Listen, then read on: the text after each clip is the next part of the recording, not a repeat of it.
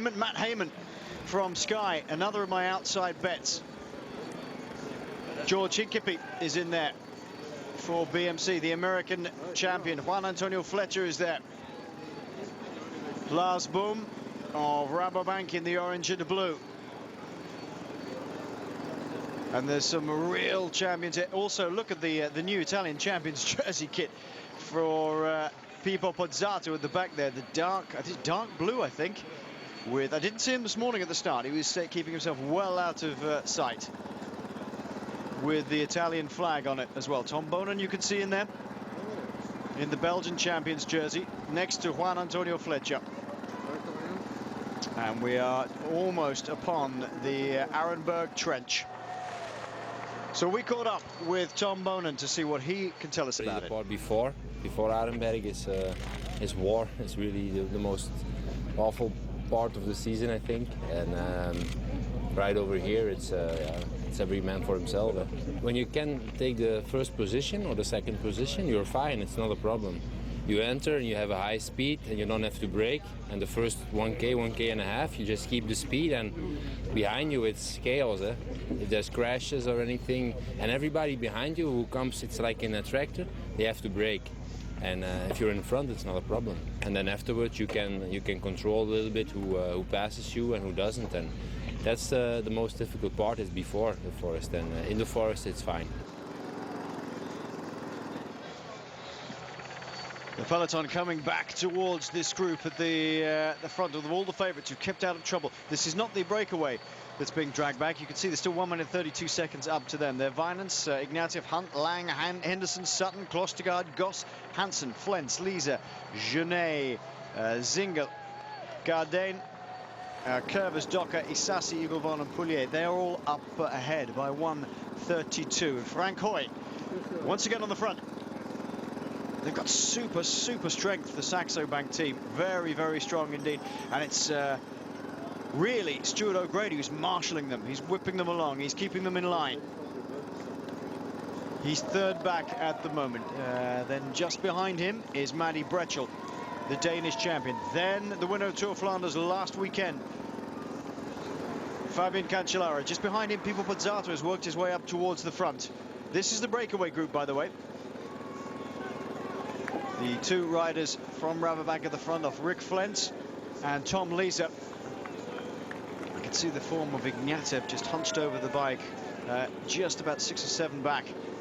And what a great, he's a fantastic rider, very, very strong. I wouldn't be at all surprised if he takes off a little bit from this group, but there's some good riders in here as well. Adam Hansen, the Australian, in here.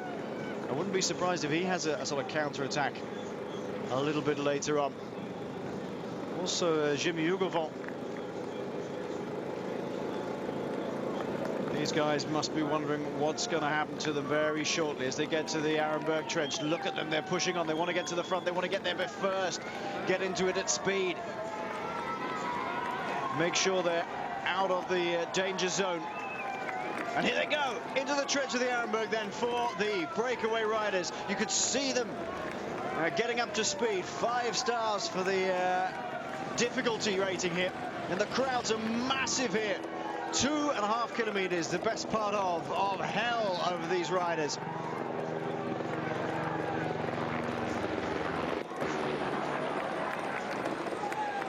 It's Paris-Nice. It's not Paris-Nice. We've already got. It's Paris-Roubaix. What am I talking about? Paris-Roubaix and 5 stars for the difficulty of the trench of the Arenberg. This is the mining area that riders like Jean Stablinski in the past came from. So many strong riders from around this area. Roubaix in general, big mining area. 1 minute and 19 seconds back to the main group, but they're scattered about all over the place, Sean, following those crashes, and they've just got to try and get on. All the big favourites, though, managing to keep out of trouble as they get towards the Arenberg Trench. And underneath they go. And leading them in is Fabian Cancellara. He wants to be up there. He wants to put the hurt on. We saw Bonen do this here last year. He looks over his shoulder. Who's going with him? Bonen is right on his wheel tracks. And this is where all the crowds gravitate to. And Sean, what are you thinking as you get towards this section with about 200 meters to go?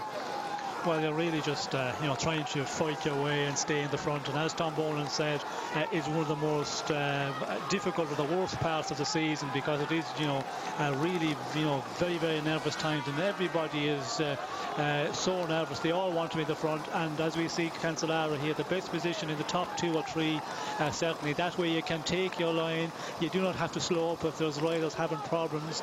You do not have to brake, and that means a lot in this one. And to get through this one, I think when you get to the far end, you just say, well, thank God that one is over, and you just start thinking, and you start working your tactic for the rest of the day. But to get this one over is it's a great relief without any difficulty. And the riders up front, the 19 riders, we could see them, they were happy because they got to the section there with an advantage. To get through that for those riders, it's very important, and I think they will just start looking about now and see what will happen back in the bunch, and wait for the bigger riders to come up to join them. They've taped off this section on the left-hand side now. You see on the left-hand side of your screen, right-hand side of the road. That used to be all open. There's many's the time when you've seen riders taking to that bit of path on there when the weather's been bad.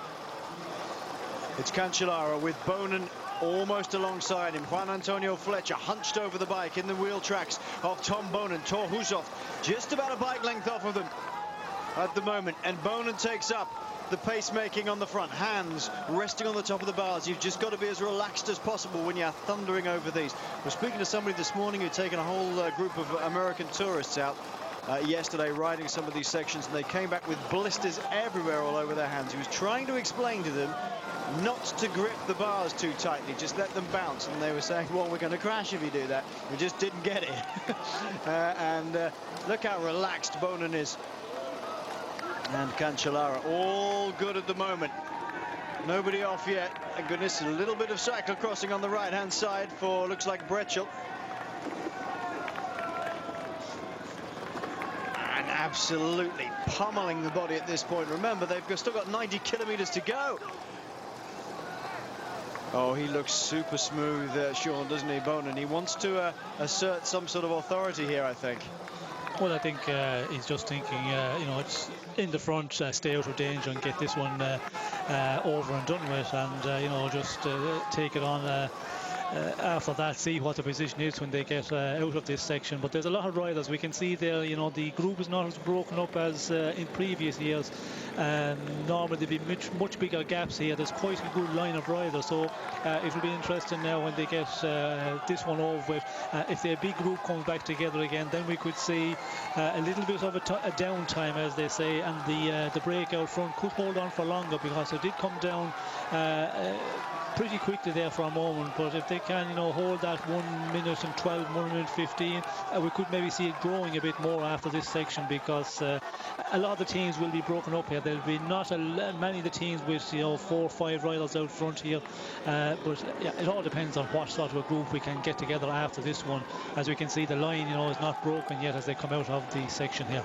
It strikes me as that they weren't going super fast as they take on fresh bidons after the Arenberg, just chucking them, the old ones aside. Fletcher takes 2. Distinctive green Gatorade bottles that are now sponsoring Team Sky. I think there was just sort of pace controlling more than anything else, Sean. They weren't going absolutely flat. Nobody really wanted to actually give it hell going across here, just making sure they all got through. And as you say, there's a big long line of them out of the Arenberg forest. Then bit of a puncture, I think, on the right-hand side for one of the Aqua Sapone riders.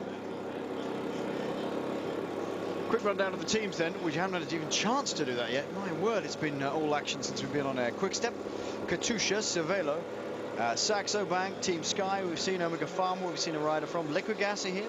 Francis de Jure, Milram, Bivox, Bouygues Telecom, Lamprey, Rabobank, Team HTC Columbia, Cofidis, K-Stepan, Vacances Soleil, Skill Shimano, Radio Shack, Euskaltel, AG2R, Garmin Transitions, BMC, Sir Association, we've seen 2 of, Aqua Sapone are here, and Androni Giacottoli are here as well. That's Gianni Savio's new incarnation of the same team, basically, the Dequigiovanni team.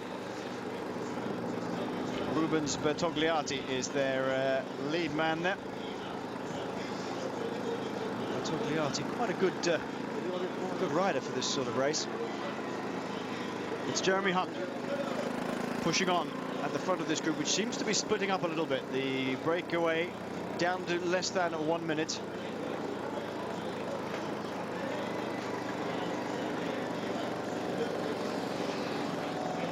And our 19 riders.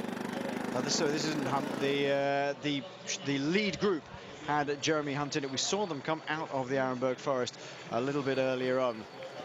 Klostergaard, Goss, Hansen, Flens, Lisa, Genet, Zingel, Gardain, Curvers, Docker, Ugelvon, Poulier in that group as well. Vinance, Ignatieff, Hunt, Lang, Henderson, Sutton, Klostergaard, Goss. Big group.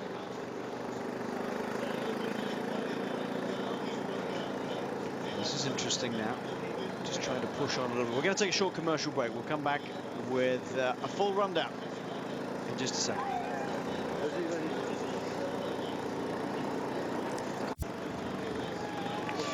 Welcome back with live pictures here. 45 seconds only is the gap from the leading riders back to the main group, which is splitting up itself now. There's only 8 riders in that initial 19 who are still in one group. We're wondering if that was Brett Lancaster from the Cervelo team. Looking at it now, it probably is. Tall, rangy rider. This is the group of the main favourites, just behind that little trio with Lancaster in it. And looking over the shoulder, Katusha rider can see behind him, Thor Hushoft, Matti Breschel, Fabian Cancellara, all making it around that corner together. This is the remnants of the group. Vinance is the man at the front now from Quickstep. Goss, I think, is also in this group. Flens is the big Dutchman in the Rabobank colours. Ugelvon. Now, I wouldn't be at all surprised to see Ugelvon pushing on a little more. He's in the yellow shoes, by the way, of Sur Sajasson. That's the outfit he's wearing. Obviously, the team he's riding for with the yellow shoes. Easy to spot him there. Jimmy Ugelvon. A very strong rider, and has been in very good shape. Chris Sutton of Team Sky to the front. Good to see them right up the front. Jeremy Hunt from the Cervelo test team just coming through now with Jimmy Ugelvon to do a turn on the front. This group, Sean, they've whittled down the rest of them. The 11 riders have gone. These are the stronger guys. They're going to push on a little more to see if they can stay away. Yes, and we can see there they're starting to work together. And the smaller group getting rid of quite a few of the riders, I think it's a good move, because then everybody will pull their weight up front, and it seems to be the case at the moment. And interesting to see now, will they hold at this or will the gap pull out?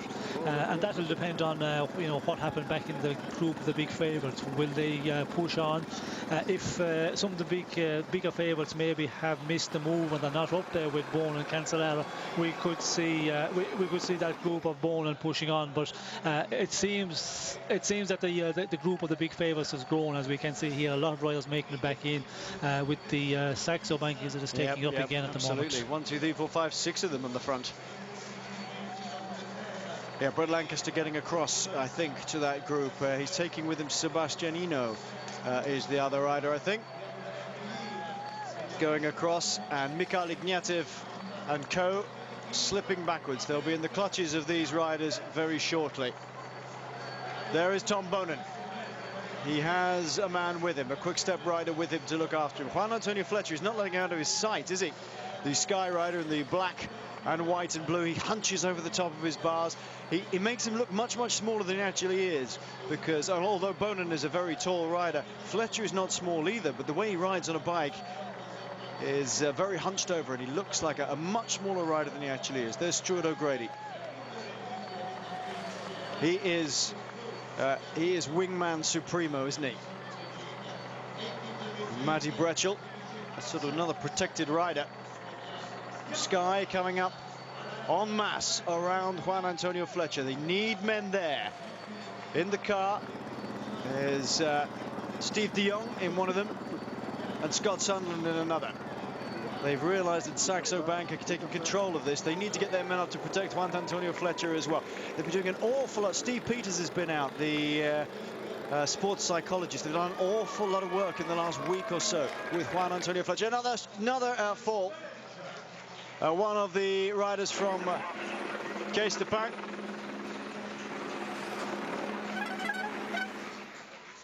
Let's have a look. Oh, all colliding in the middle. Jens Coquelin, the Belgian rider, one of them to go down, the Cofidis rider, and the Paris-Roubaix rider, I think, is Rojas. Looking over the shoulder now to see where the rest of the thing is. Steve Chanel. Steve Chanel has had a very good time. He won a stage in Depana. Oh, Coquelin goes down really quite hard in the Cofidis outfit, the red and white. Oh, there he goes. Oh, we didn't. It looks worse than it looked worse from the other side than it does there. Gets up fairly quickly, really tumbling on his back. Rojas, I think, is the man from Paris-Roubaix. So easy to come a cropper on this. How big a thing is concentration here, Sean? Well, it's always important to keep the concentration, and you know, sometimes when you get the difficult sections over, as we've done, you know, just some moments ago, the riders relax a bit. But I think there, you know, they were on the corner, somebody braked a bit, and it went back through the group, and we see, you know, the Paris-Roubaix rider falling, and then Coquelin a bit further down. Let's have some words from Juan Antonio Fletcher about the next section. This is the Guarani section. It's a classic cobble section with the chimney on the sides. Everybody remembers this section as the chimney one. All the riders remember that it's characteristically a point of the section. There's a railway to cross right before a right turn, and then the section becomes harder just before the railway. There's a technical chicane and a right turn. It looks like the cobblestones are the raise of legs in the legs, and the cobbles become more consistent after that, he says. I remember when Pozzato attacked right here with quick steps. If nothing had happened before, everyone thinks this is where the battle will start. It's one of the most important and harder sections of the race, which is why they're trying to keep everybody up to date. Only 20 seconds of a gap remains for our breakaway riders, and Saxo Bank really pushing it along now, very hard indeed. All those 27 millimeter tires massed across the road for Saxo Bank. The Lampre rider in there looks like Danilo Hondo to me on the far left-hand side,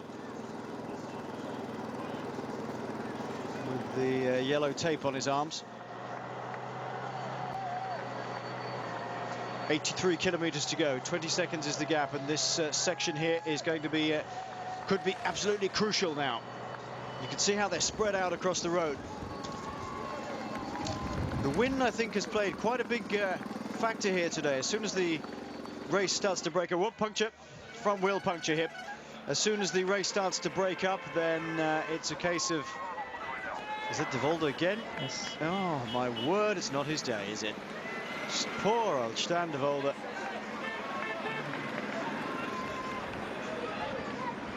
Well, that's something you can't stop in this sort of race, but all the bad luck seems to be going on De Volder today. This is a very heavily industrialized area of northern France. It just adds to that sort of gritty character. The wind, Sean, pretty much a big factor today, because as soon as we've got a gap in a group and it's open a little bit, it's very difficult to close it down. Yes, and of course on the cobble sections, you know, the road quite narrow, and if you have a side wind, well, there's no place to hide, and that makes it more difficult. If you're in the slipstream of rider and there's no wind at all, you get some bit of a benefit, but when it's a side wind and the rider just rides on the side, which they do a lot, we see him riding, you know, as much in the off the cobblestone on the grass margin for a little bit of a more comfortable ride. They do that all the time, and you can be guaranteed the riders are going to ride on the side that they're not going to give shelter to the opposition, and that makes it very difficult. And with the wind being very strong here today, it's you know, really going to make everybody suffer in the final, and that's where we will see the guys who've had a little bit more form, a bit better fitness, more stamina, more stay power. They can do so much damage in the final because of the very strong wind.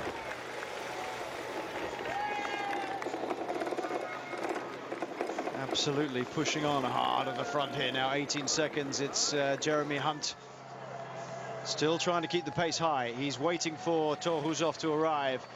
He's still looking strong in the moment, is Hunt. He'll be spent by the end of today, I can tell you now. Ron Keeble writing in, saying, surely the Saxo Bank bikes are illegal. Can't buy those, can you? You can, sir. Lots of people have got them, and you can buy them with those idle inserts in forks and in the seat stays. In fact, they're pretty popular. This is Mikhail Ignatiev from Katusha. That reminds me, it's cycling.eurosport@yahoo.com if you've got any questions or comments. We'll try and get to them if there's not too much action. And you can also write in as spokesman on the Twitter feed if you want to tweet to us. Also, Eurosport UK TV. You can follow them on Twitter as well. Our apologies if, at times, it gets incredibly busy.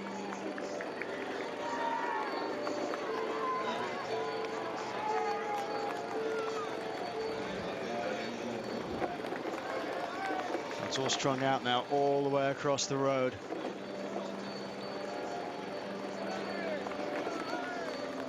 "18 seconds of a gap with 80 kilometers to go. Surely, Sean, this next section here that we're on with Brett Lancaster pushing on must be one that will start to weed out even more now. Yes, and we can see the bunch that the way it's you know, very much pulled out, stretched out, and a lot of riders having difficulty following here. You know, not getting time to recover after the previous sections of cobbles, and that is a difficult one. If you get a little bit of a time where the big teams and they take it a little bit easier, it gives you a little time to recover. If you are they've been suffering a bit, and it looks like because the gap is coming down very quickly, and out front we can see they're really kind of keep it going, pushing it on. Our leaders on the road here, but the gap is still coming down, and that tells me that the group of the favourites with the Saxo Bank, they are really, you know, pushing it on. And the next section of cobbles will be very important as well, because a lot of riders starting to feel the effects now as we get to the 80 kilometres go mark. How on earth did they do this this race with a fixed gear in the past, says Stephen Pepiat? Well, with great difficulty is the answer to that. I don't know actually who was the last person to race this on fixed gear was. A long time ago now. I can tell you the race was first run in 1896, run by the German Fischer. So the Octave Lapise was the man who won exactly 100 years ago. A great three-time winner of this race, Lapise. Oldest man to ever win the race, Gilbert Duclos-Lassalle. Won it twice, and one in GAN colours and one in Z colours, I seem to remember. One time, at least of those one times, with the RockShox on, if I remember rightly. Youngest man to ever win the race, any ideas? Albert Champion, back in 1899, who went on to invent the spark plug. Well, there we go. This is the group at the front then. Vinance, Hunt, Henderson, Sutton, Klostergaard, Goss, Hansen, Flentz, Genet, Zingel, Gardain, Ugelvon. Well, they've got just a handful of seconds over the peloton though. And how important will it be to have a man in this group if your favourite arrives? I mean, if they've still got nothing in the legs. For example, Jeremy Hunt there. Well, it's always good to have somebody up there, because you know, if you have a mechanical problem and then you can get a bike or get a wheel from him quickly, but it depends on what he's been doing out front, how much effort he's been putting in, how much he's been contributing all day to the breakaway. If he, you know, has been taking a little bit easier, well, then he could, you know, stay in this group of big favourites for a long time, and that is very important, because if you can ride for maybe 15 or 20 kilometres with your leader when he comes up here and keep him out of the wind, that is a huge advantage, you know, for a leader, somebody, you know, like that. And a team who haven't got a lot of riders, you know, capable of doing that in a race like Paris-Roubaix. Of course, the Saxos, like we can see him here again, they have so many riders that are able to, you know, contribute to the pace setting on the front. But you know, a team like Cervelo, for example, and for their leader, if they have somebody who can do an amount of work, very important. And of course, Hunt, he knows the roads here very well. I think he did his amateur days in St. Quentin. That's right, yeah, so he will know this area very well, and that's important, that you know when the points are coming to turn, because when you're turning maybe with a side wind, it's okay to go out 2 or 3 days ago to get to know the circle, but to have that all registered in mind, it is very difficult to take it all in. If you know the area very well, it's a little bit of an advantage as well. Interestingly, wasn't it David Miller was also in Saint-Quentin, I think, as an amateur. I wished him luck this morning. I'm not sure that his team, Garmin Transitions, have had an awful lot of luck so far. Tyler Ferrara's been down. I've got a feeling that Miller was involved in one of the earlier crashes. It certainly looked like him on the ground. Ferrara was being paced up by Steve Kozza. We've not seen Martin Mascant. It all went very pear-shaped indeed for Jonathan Vorder's outfit over the space of about 5 kilometres. Now, interestingly, look at the way they're riding on this section. It's a classic example of how they have to use this road. They're either right on the crown of the road here, or they're right in the gutter. Where it sort of falls away towards the gutter, there's a gap spreads out in the cobblestones, and you get caught in there, and that's not what you want. Does each section have a different way of riding it, though, Sean? Well, it depends on what way the cobblestones are and what condition they're in, and you know, the lay of the road as well. If you know, they're tapering off in the centre a big way, in the wet, that is the more difficult, because if you ride, you know, halfway between the middle and the very edge, well then very difficult to control the bike. You can't start sliding about. So you see the riders riding in the middle or riding totally in the gutter. But there we see some of the riders in the centre. If you're riding really strong and you feel great, you ride along the centre and you don't, you know, ask any questions. If you're starting to suffer a bit, that's when you look for a little bit of an advantage. And when you ride on the side in the gutter on the grass, it's a little bit easier to go along there. But there's also the danger, because there's going to be great little stones, and that's where you can have a puncture. So, but you do take that risk when you're really on the river, as they say in cycling terms. You know, you say, well, I have to take the risk here for a while and you know, get the easiest way across this section as possible. Still up at the front, it's Saxo Bank controlling.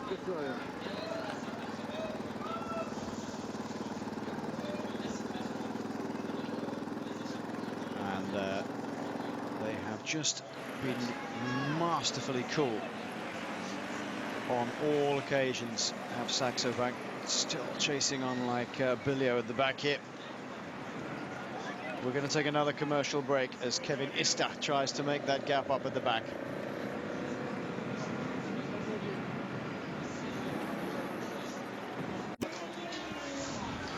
Welcome back. Delayed images there. Here you can see it's Fabian Cancellara getting off his bike. Now, what's initially thought to be a puncture, I think is a problem with the rim, actually. It doesn't look like a puncture to me. A very, very quick bike change. Look at the way he gets on that. That is not Matty Bretschel with him, by the way. It looks as though it could be, doesn't it? It's actually an Aqua Sapone rider. Another of the riders at the side of the road there from Case to Pan with a puncture, I presume. But Fabian Cancellara, very, very quick bike change, back on the bike, getting back into the group. He is back in the group now. And this is back at the front. Back at the front? Returning to the front, whichever way you want to put it. 50 seconds to our remaining breakaway riders. And ones and twos just coming off the front of everything. This is Cancellara getting back into the peloton. And Sean, that looked like a bit of an odd one. Didn't look like a puncture to me. Possibly something wrong with the rim there.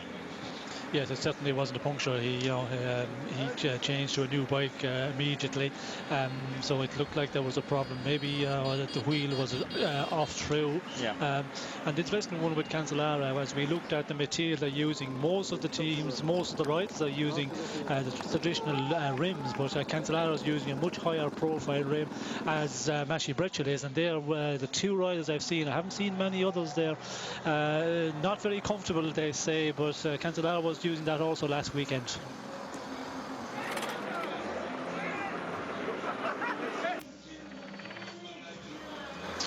We're going through Welling with 75 kilometers to go. They've run 182.5 kilometers. We're just coming up to the Welling Briand section of Pave. Section 15. Remember, they count down in the Pave. They've been through sections 27 to 16 so far. 50 seconds is the gap. It's holding nicely at the moment. Still a long way to go, but and it won't stay out there forever. But there's now 3 riders coming off the front of this group of favourites. That is the group with the big boys in it. And Cancellara making that junction. Certainly, definitely not a puncture, because the tyre was completely inflated. And maybe that high section rim, maybe a little bit wrong with it. Maybe he'd snapped a spoke or something similar. And it was running out of true. Yes, as Sean was saying, a lot of the teams, as I've said earlier, well, probably won't thank me for saying this, but lots of the teams who are running traditional rims, running one particular Italian manufacturer's rims and stickering them up. This is the next section. Not as difficult. 3 stars for difficulty here for the Walling-Brillant section. But well over to the gutter on the left-hand side of the road and just piling on the pressure now. It's Sky. Certainly this is a high-speed section. Quite long, nearly 2.5 kilometres, but the cobbled sets, the pavé, are quite, well, they're not nowhere near as rough as some of the other sections. That corner's particularly nasty. There's a lot of gravel going through some of these corners and can catch some of these riders out. There's still a number of sections to go, as we know. There's 15. Race radio telling us that Steve Chanel's got a problem, mechanical problem. Chanel is having probably his best season so far as a professional. Early season. It's not going his way today. Somebody writing in on cycling.eurosport@yahoo.com. Is Lars Bohm riding? Yes, he is. He is riding. He looked very confident, very smiley, very happy and chatty this morning. These two riders have got just a few seconds over the rest of the riders. Looks like Weitkus at the front.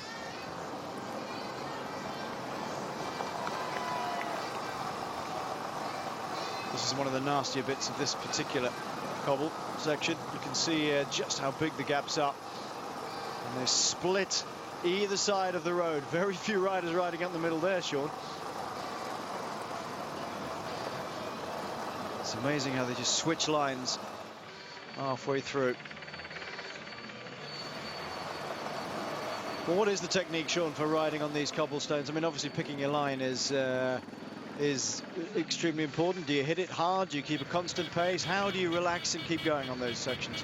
Well, you need a lot of power, and you know, the riders that can really dominate on this type of race are the the real strong ones.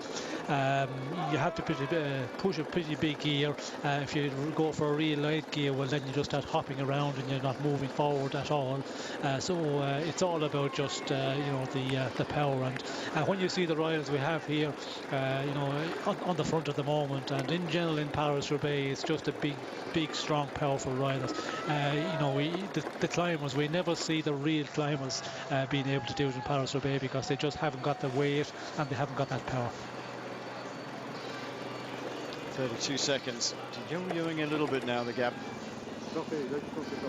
Just look at this group. So many riders, the hands on the top of the bars, just trying to relax.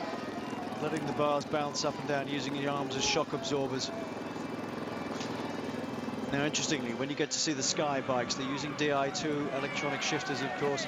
Look at the top of the bars. Just on the right-hand side of the stem, you'll see a little tiny box.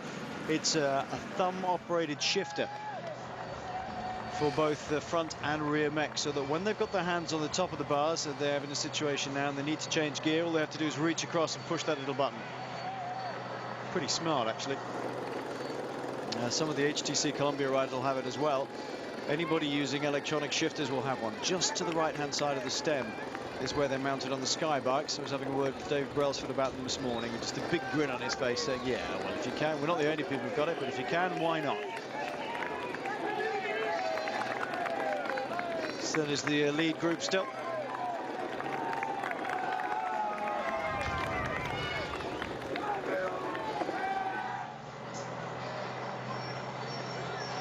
Well, we've got another addition to this group, either an addition to it, I think it is actually.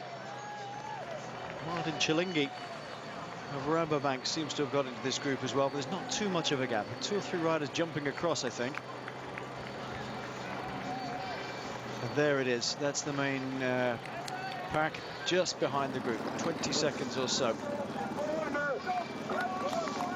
As they come out of section 15, hostilities have just subsided a little bit, Sean, haven't they? The pace has gone out of it a bit. Yes, well, I think they know, there's no danger out front. The advantage 20 seconds, and the big teams have really relaxed a bit here. Saxo seems to have disappeared, and this is the moment where we will see the attacks, as we can see, the Omega Pharma Lothar rider having a go here, and the riders who know in the heart and soul, if they just wait around here in this group with the big favourites, well, when they really start to turn it up a bit further on, and it can happen at any time. It can go for maybe 10-15 kilometers slowly, or it could happen very, very quickly. But I think the best thing to do is, when you know that you're not going to be able to match them in the final, when they really start to turn up the volume, get out of this group and try and get into a move, and that's what we're seeing at the moment.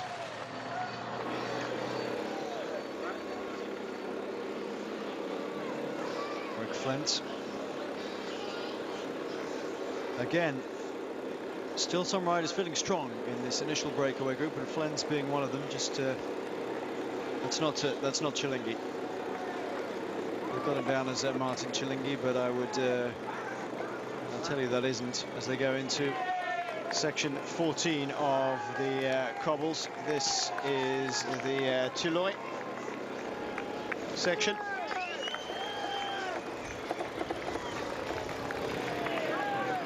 Once again, pretty rough.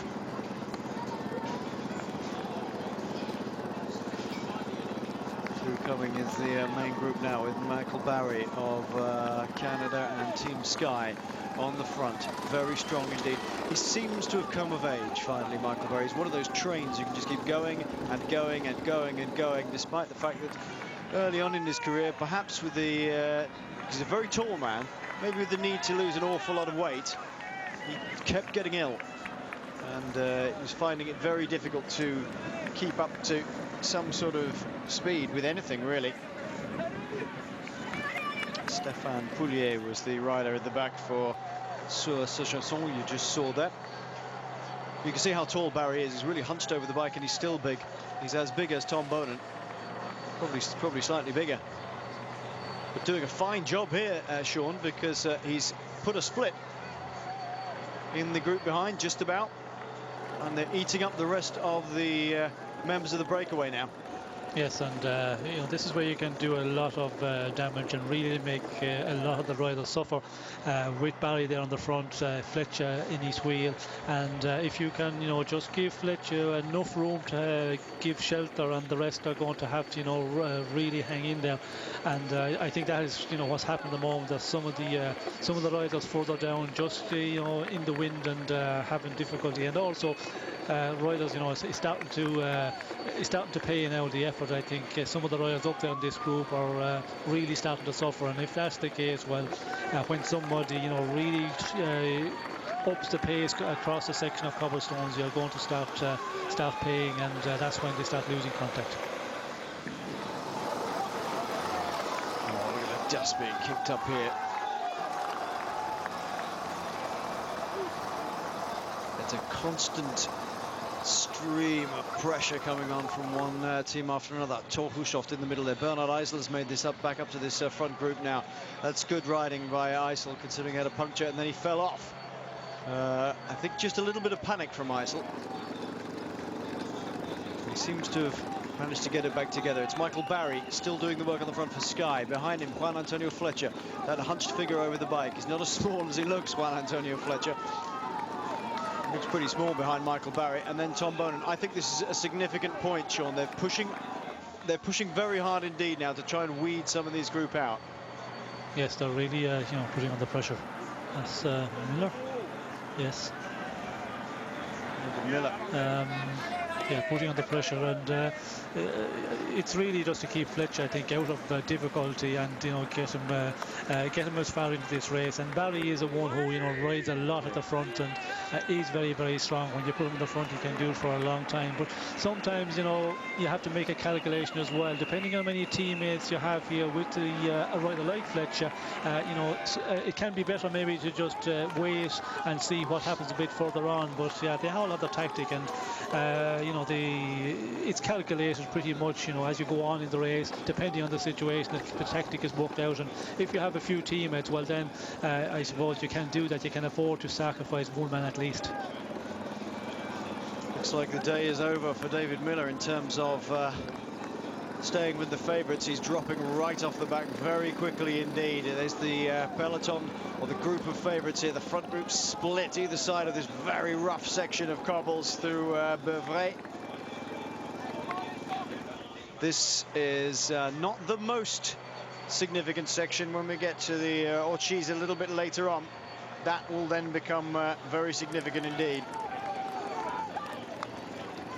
1, 2, 3 Sky Riders up towards front. That's good going. Tom Bonen at the head of affairs in the Belgian champions jersey. Behind him, Juan Antonio Fletcher of Sky, number 41. On his right, at the right-hand side of your shot there, Tor Husov, who's not been in super form, had such bad luck last year, crashing out when he had a real chance. That's Hutorovic at the back. On the left-hand side of the road, number 75, Stuart O'Grady. Well, he's done an awful lot of work so far.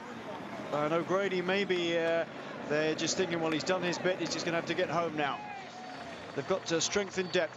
What's really impressive, Sean, is the people like Tom Bonen, who really have no teammates around them to help. He just has to do this by himself.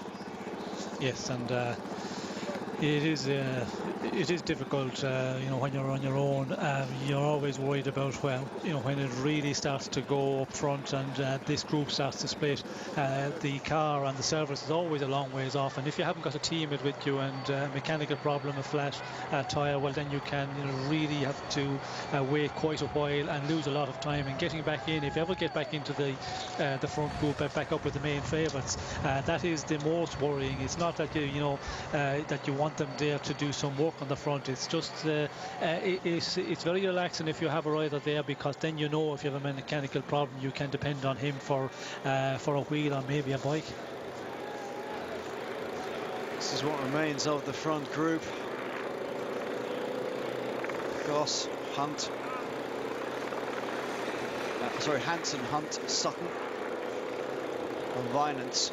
Vinance will then provide extra support if he's still got anything in the legs for Tom Bonen. Sky looking very good indeed. 4 men in the group when Sutton gets back to them. The main group is almost upon the breakaway. Stein de Volder, is it, on the left-hand side? Yes. Well, I never. Stein de Volder been on the deck. Had a front wheel change. All the luck was going the opposite way, looking back to see where Tom Bonen is, I would imagine, and he is about 20 back at the moment in the black and yellow and red.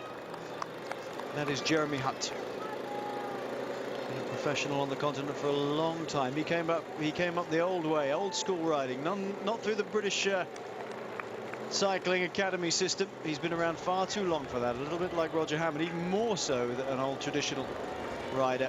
Spent most of his time riding in teams in France, northern France mainly, although he did move to south of France for a while. Enjoyed his time down there near Monaco.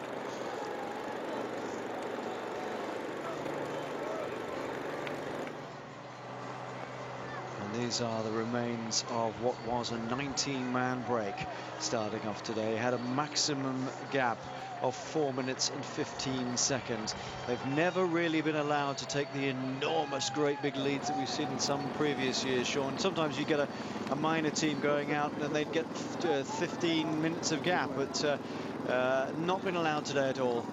No, it's something that you have to be real careful, and I think with the big amount of riders, 19 out front, that's always the danger one. The teams are really worried about leaving them take a long and a big advantage, and today, that was the case. They were never allowed to take too much, and I think the downfall was that there was 19 riders in that breakaway. Yeah, too many riders, and some of them very good indeed. Adam Hansen, for example, Hunt, very good. Don't let them get further than you can possibly help it. I think the Sky rider struggling a little bit to get back on the group was Ian Stannard with his musette slung over his back. There are 4 remaining riders: Vinance, Hansen, Hunt, and Chris Sutton. Well, it means that Bernard Eisel will have a teammate coming up to him, as will Tom Bonan. He's now got two, because Steinlewalder is up toward the front as well. He's pushing the pace along. Jeremy Hunt will be there for alongside Brett Lancaster with Thor Hushovd. That's a couple of good riders to have with you. And Chris Sutton, slightly younger rider, less experienced than the other guys in the break, will be there for Juan Antonio Fletcher. Fletcher's already got three other men around him, or two other men around him, which is pretty good going. Sky playing it pretty well at the moment, I think. It did look a little bit earlier as though it might threaten to cloud over and possible spot of rain here at the Velodrome, but it looks all right now. The clouds are blowing over. It's certainly a lot cloudier than it was when we got here, but no immediate prospect of any rain here. 64 kilometers to go. And this, the real classic of classics, the mother of all classics, the Paris-Roubaix race. Started this morning at Compiègne, 10:30 in the morning. Everybody was in a slightly pensive mood, I have to say. Everybody you talk, they're usually fairly keyed up before races, riders, but most of them, with the exception of Lars Boom, I have to say, they were all pretty tight-lipped this morning. As were Director Sportif. Scott Sunderland was fairly happy with the way everybody's been prepared this morning. Matt White, well, he was pretty confident when he started off the morning. I'm not so sure that he'll feel the same now. This is the Beauvray-la-Forêt at Orchies section 13.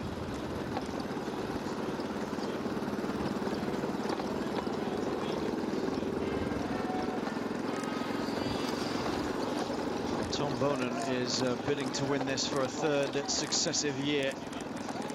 That would take him up towards the all-time record tables.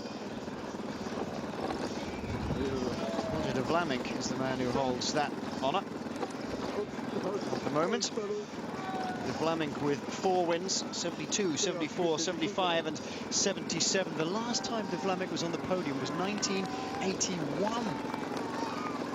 Extraordinary long career.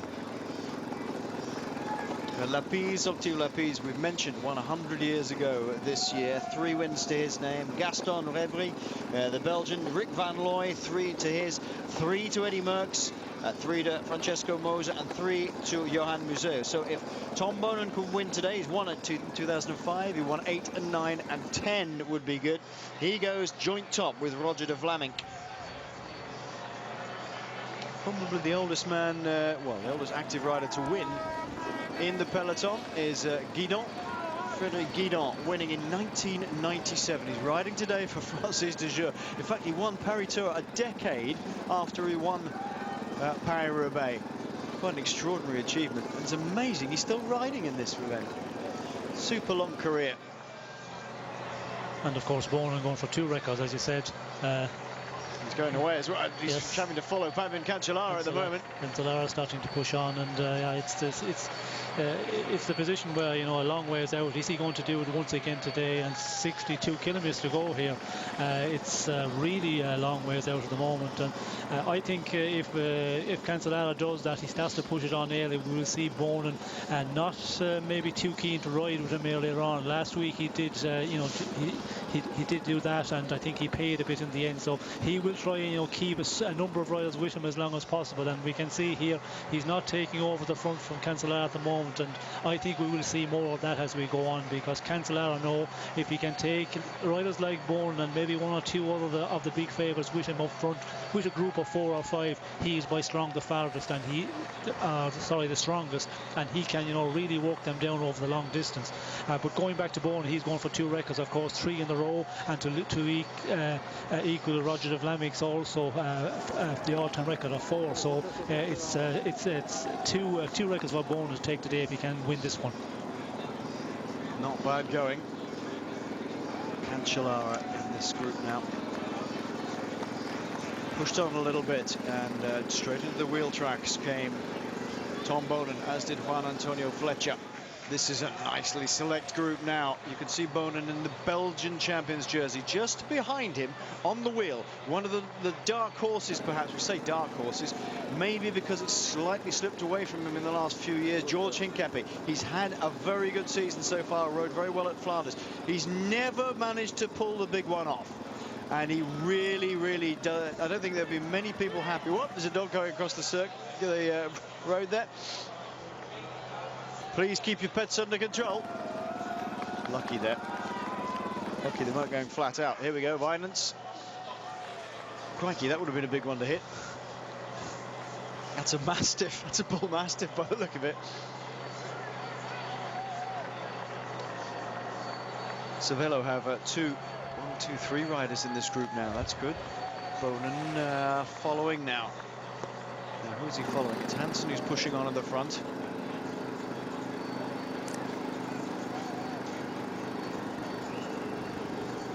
And Hushoff just behind.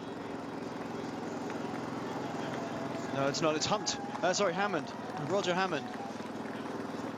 So I meant to say, that's interesting. We haven't seen Hyde nor Herring. He's very good at this, Sean, isn't he? Hides himself, hides himself, hides himself. And then all of a sudden he just pops up. He did it last week in Flanders. 7th last week in the Tour of Flanders. Didn't see him all day. 61 kilometers to go then. We'll run down this group in just a second.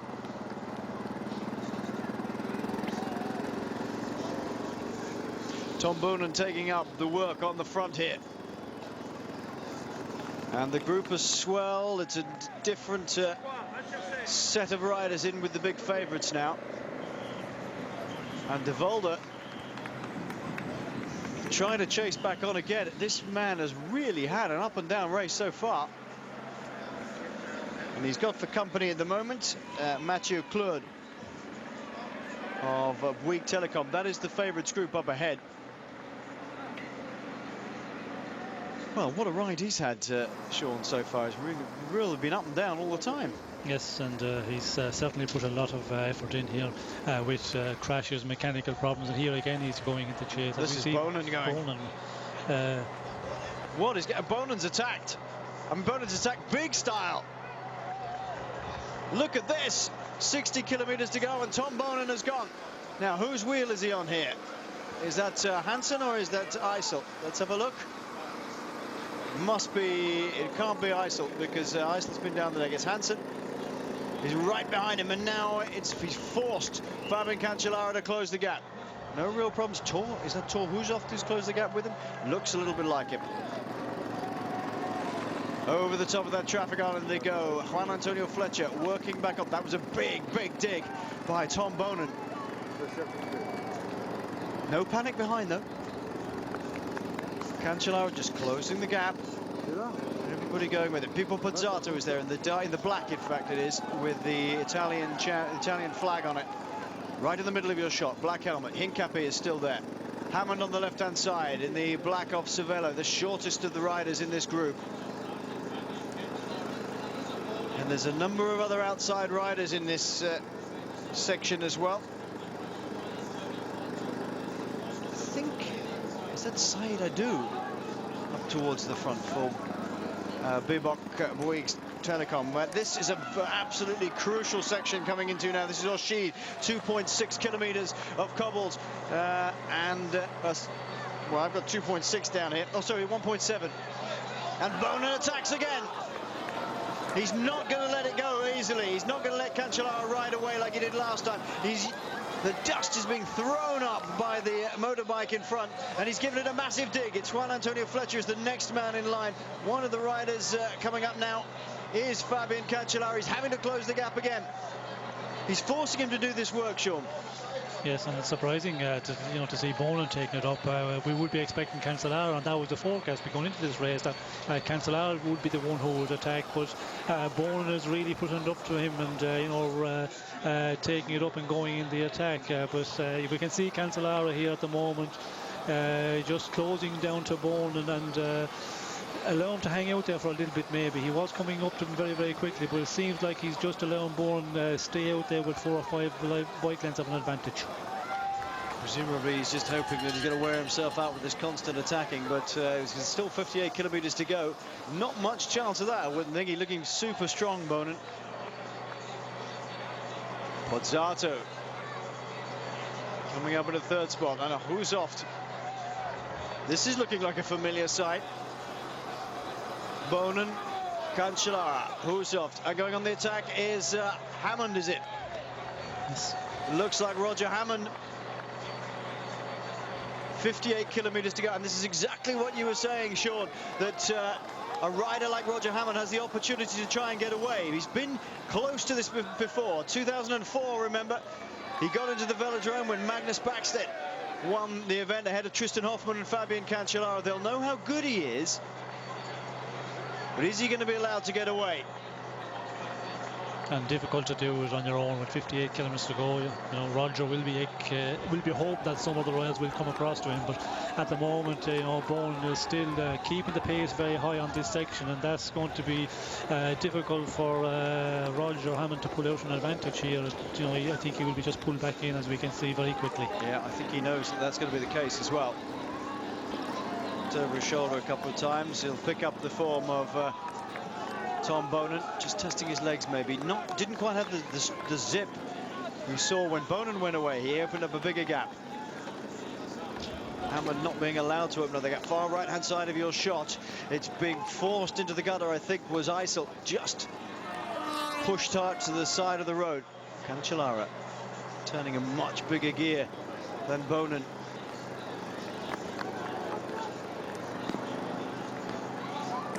Just, I think, a little psychologically gets out of the saddle, gets to the front, wants to show he's still super smooth, and Bonin is not going to have any of that gamesmanship.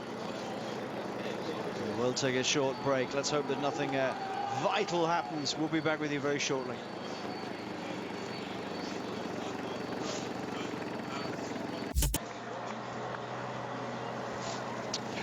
Welcome back. Just shots of Tom Bonin and Fabian Cancellara. Bonin saying, come on, get back in the line. And it's okay. We'll have a little dig at each other. 55 kilometers to go with live shots now here on Paris-Roubaix. Looks like Sebastianino is having a bit of a go at the front here. Still several riders with the capability of trying to slip away. Those guys who have an outside chance, perhaps.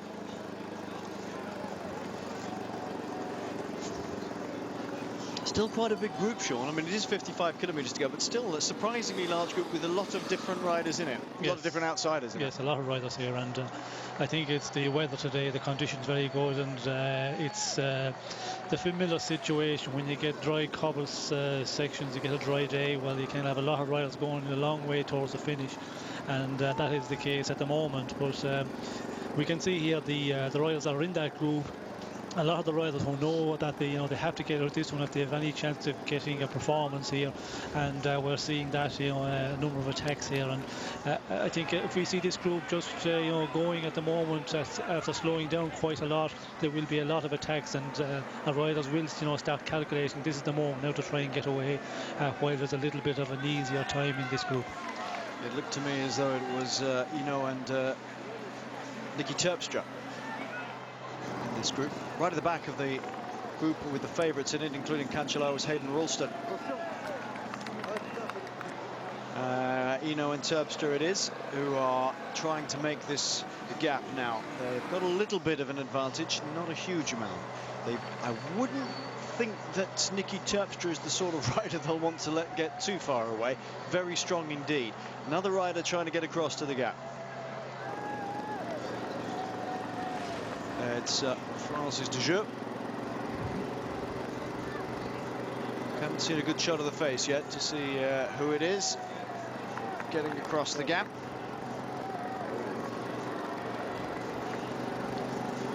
You don't. It's not. It is.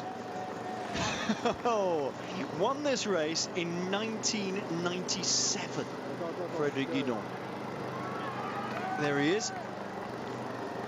Third in this little group now. Nicky Terpstra is the man at the front from Milram. Then Sebastianino, and now another couple of riders trying to come across. Oh, that's really strong out now.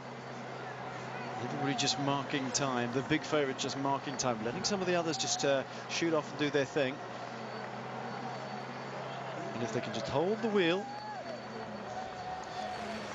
then it'll all come back together. Well, the pace has eased up a little bit. So Eno, Terpstra and Guidon get a little bit more respite. Guidon has so much experience now. Yeah, you can see the race motorbikes on the side. Official motorbike, comms motorcycles going through. New breed of motorcycle. I noticed them. A new Kawasaki Versus, I noticed.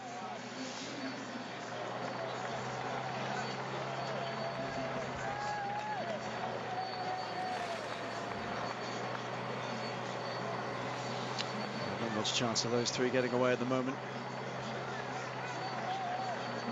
Team Sky have 1, 2, 3 riders up here at the front. Hushoft seems to be a little bit more isolated by himself now. There were 2 or 3 Cervelo riders in this group. I think they might still be there. Hammond is still there. Yeah, there's Hammond there, but I haven't seen him ahead. He's rather is behind that.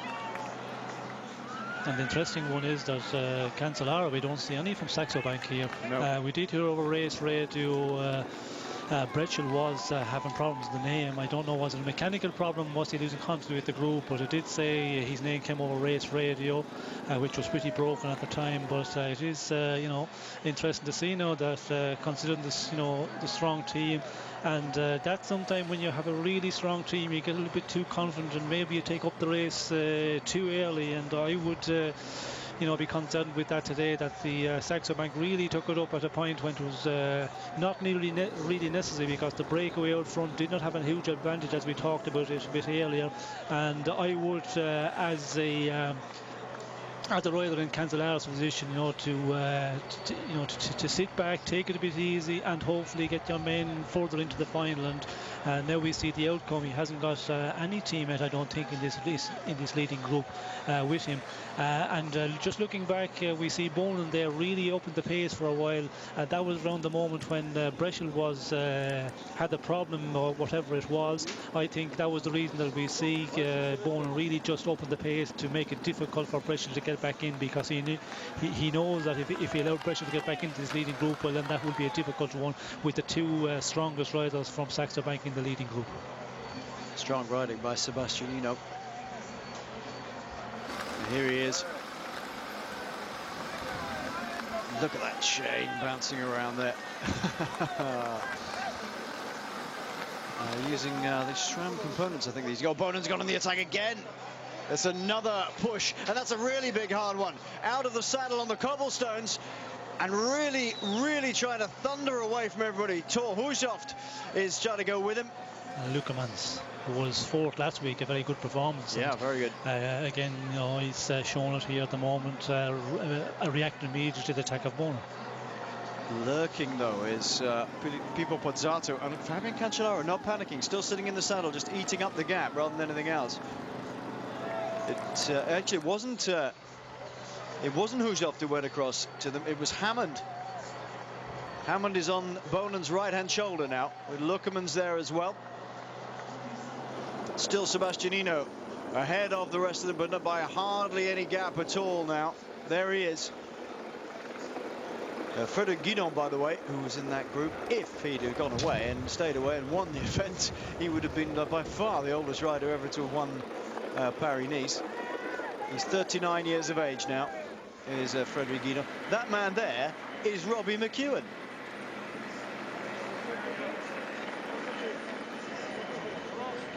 Difficult to tell what group he's chasing. Is this the favourites group? No. Is it? It is the favourites group.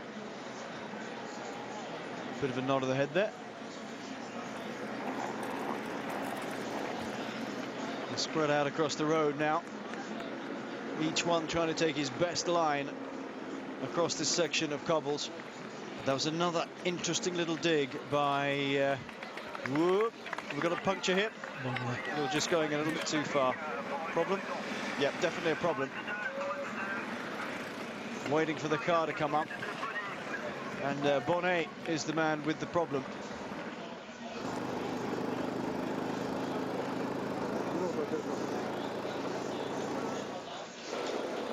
Sebastian still pushing on as hard as he can. The man who's come up behind him with Omega Pharma was Jürgen Roelands, I think.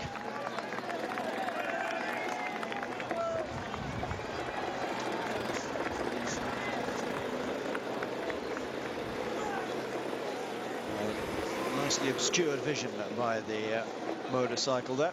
50 kilometers to go. That's a good ride by Eno. He's pushing hard, there's no doubt about that. And behind him, the rest of the favourites are just whittling down, whittling down. There's Tom Bonen, Juan Antonio Fletcher, still in that hunched position over his bike. Behind them, Bonen, Leukemans, Cancellara, Eisel, Khrushchev, Hammond.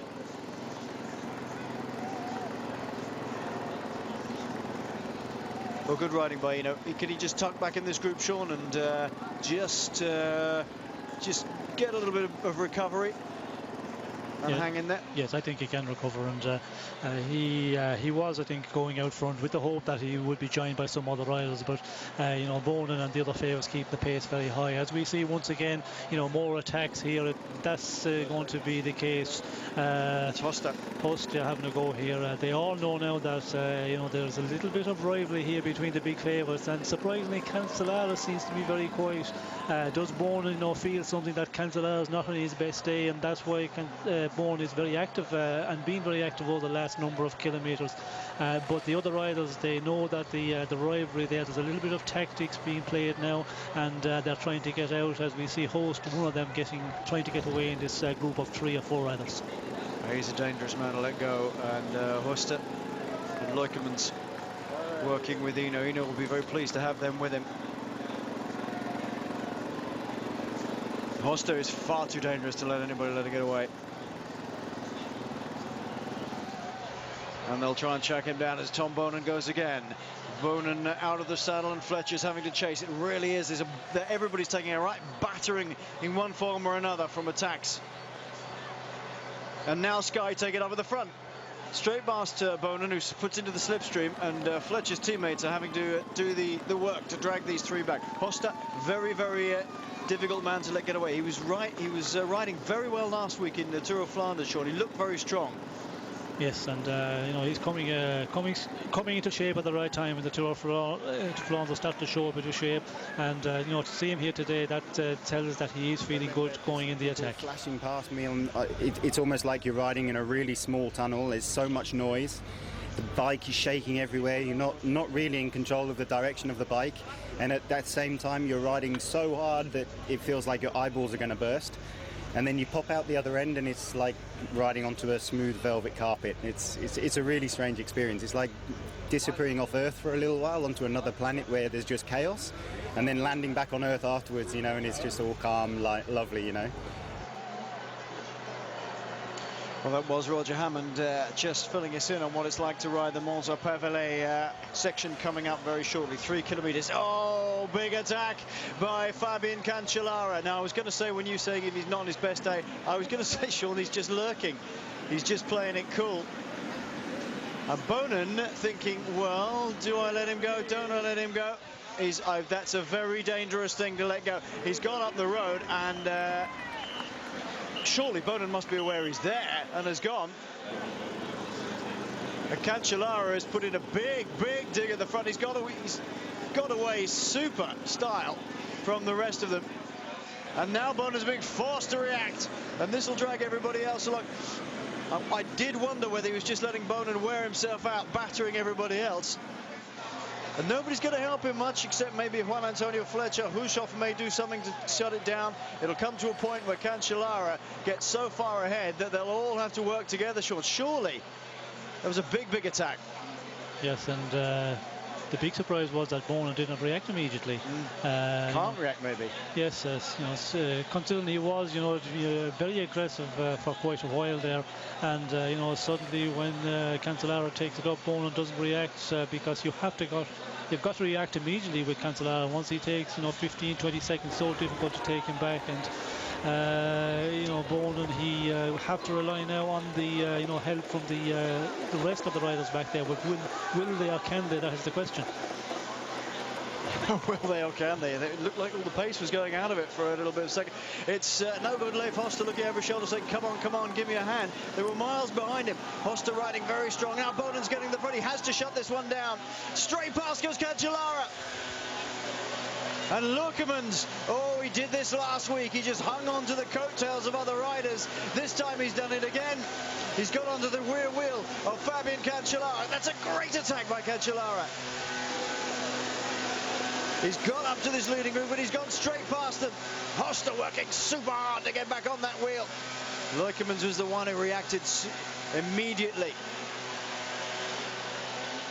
And Bonin's dragging his rivals along with him. It's Hushoff, Fletcher in the wheel.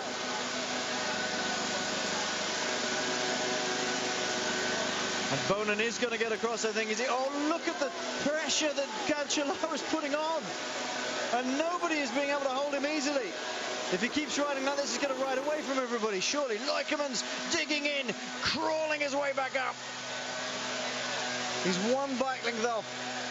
Now a half a bike length he's got there. He's just going to hang into that wheel now.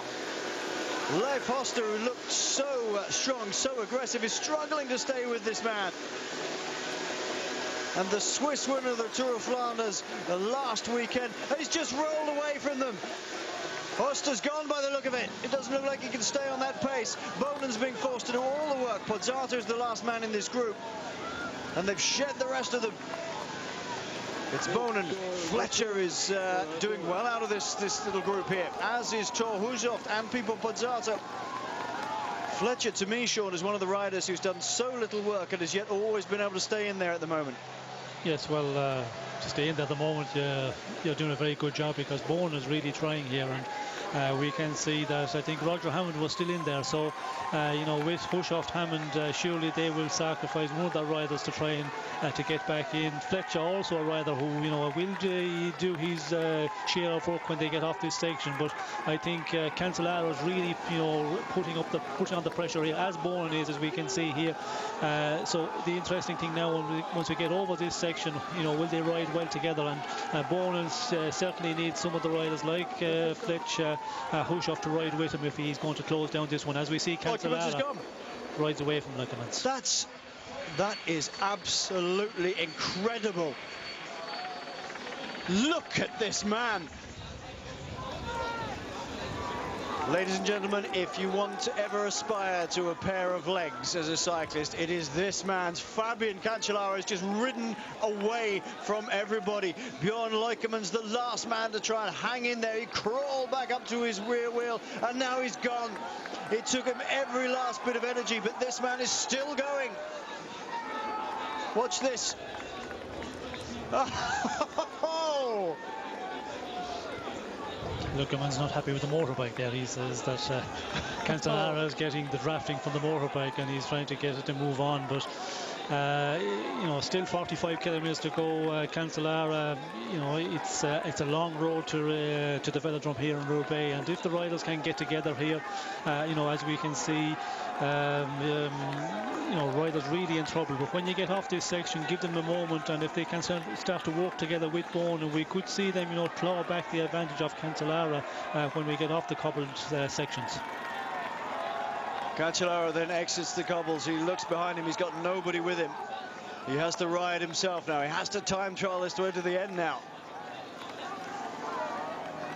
What an incredible bit of riding. Well, Bjorn Loikeman's maybe annoyed with the motorcycle, but Cancellara was going so fast. The motorbike couldn't go any faster. No, I don't think so.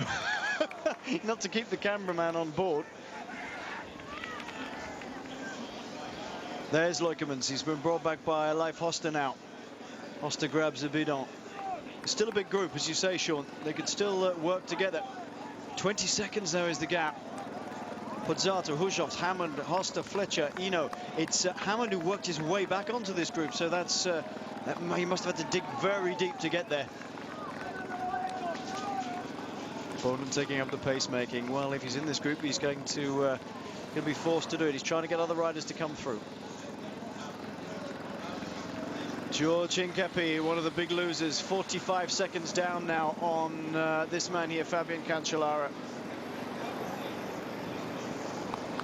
Well, there's not many riders do the double, is there, Sean? One weekend after another. No, not. And going into this race, and from the performance last year, he was, the one who was looking that he could do that.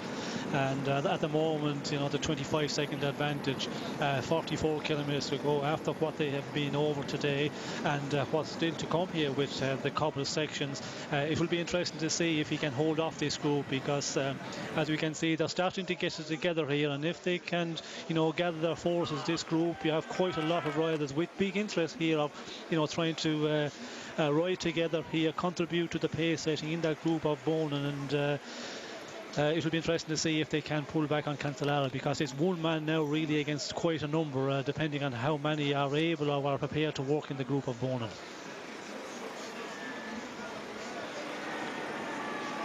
Fabian Cancellara, who took a spare bike thanks to a problem with the rear wheel at some point. He's just riding away at the moment. 28 seconds is the gap. If he gets beyond about 30 or 35 seconds, Sean, it's going to start to get very difficult. Yes, well, when you get to 30 seconds... Look, watch this. This is the slow-mo. Look at the attack. My word. That's enormous acceleration. He just went straight up the inside, and he pulled a gap out of, what, 20, 30 bike lengths in next to no time. What an incredible turn of speed. It's the same way as he jumps people in the last kilometre of up to a finish line. Comes from behind, maybe 4 or 5 bike lengths down. Roger Hammond with Tom Bonin. Juan Antonio Fletcher, Thor Hushovd. 30 seconds is now the gap. Surely they must have to start working a bit more together here, Sean. They're letting Bonin do all the work here on the front. Yes, well, Bonin has done the big share of the work here. There is some of the riders we can see, Fletcher taking it up, Hammond also doing his bit, and it'll be interesting as we get a little bit of recovery time for the riders, because it has been, a really big attack there not so long ago, so they need a bit of time to recover. So we could see some of the riders here, coming around a bit and starting to ride, and they surely need that, because still growing out 33 seconds.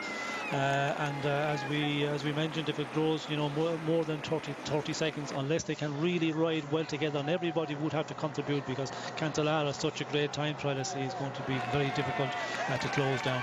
Coming into section 9, this is Meringiers à la Pré. And one of the quicker sections of cobbles. Fabian Cancellara one little bit.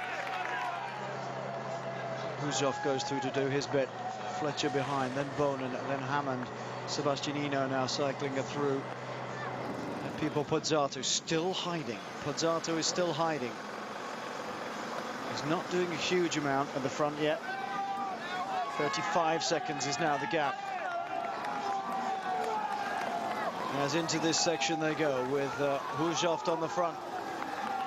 I think Thor knows that he's going to have to do something, or they are going to have to do something to shut this gap down.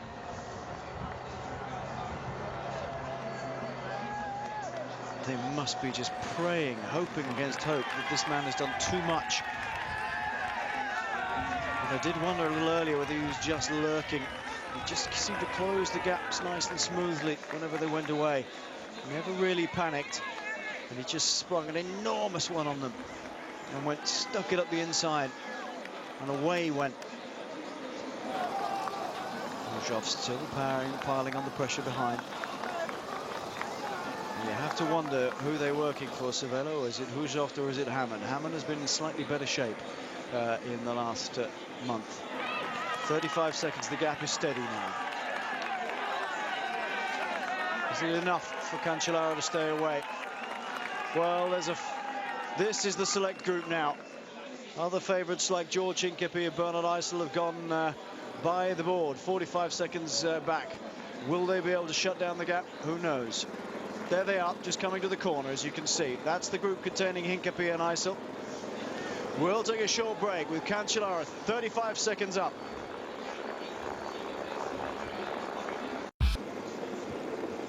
Join us with live pictures here on Paris-Roubaix. It's 48 seconds now, the gap. It is not even funny for these riders anymore.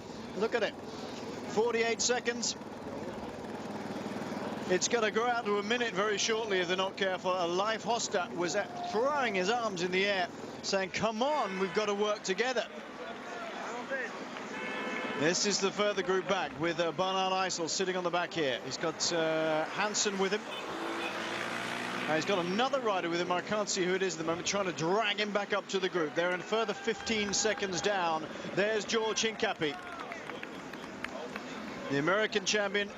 Close, but no cigar again for George by the look of it, unless they can get back up there. There is Eisel, who goes through. Lloyd Mondory is the rider from AG2 Le Mondial.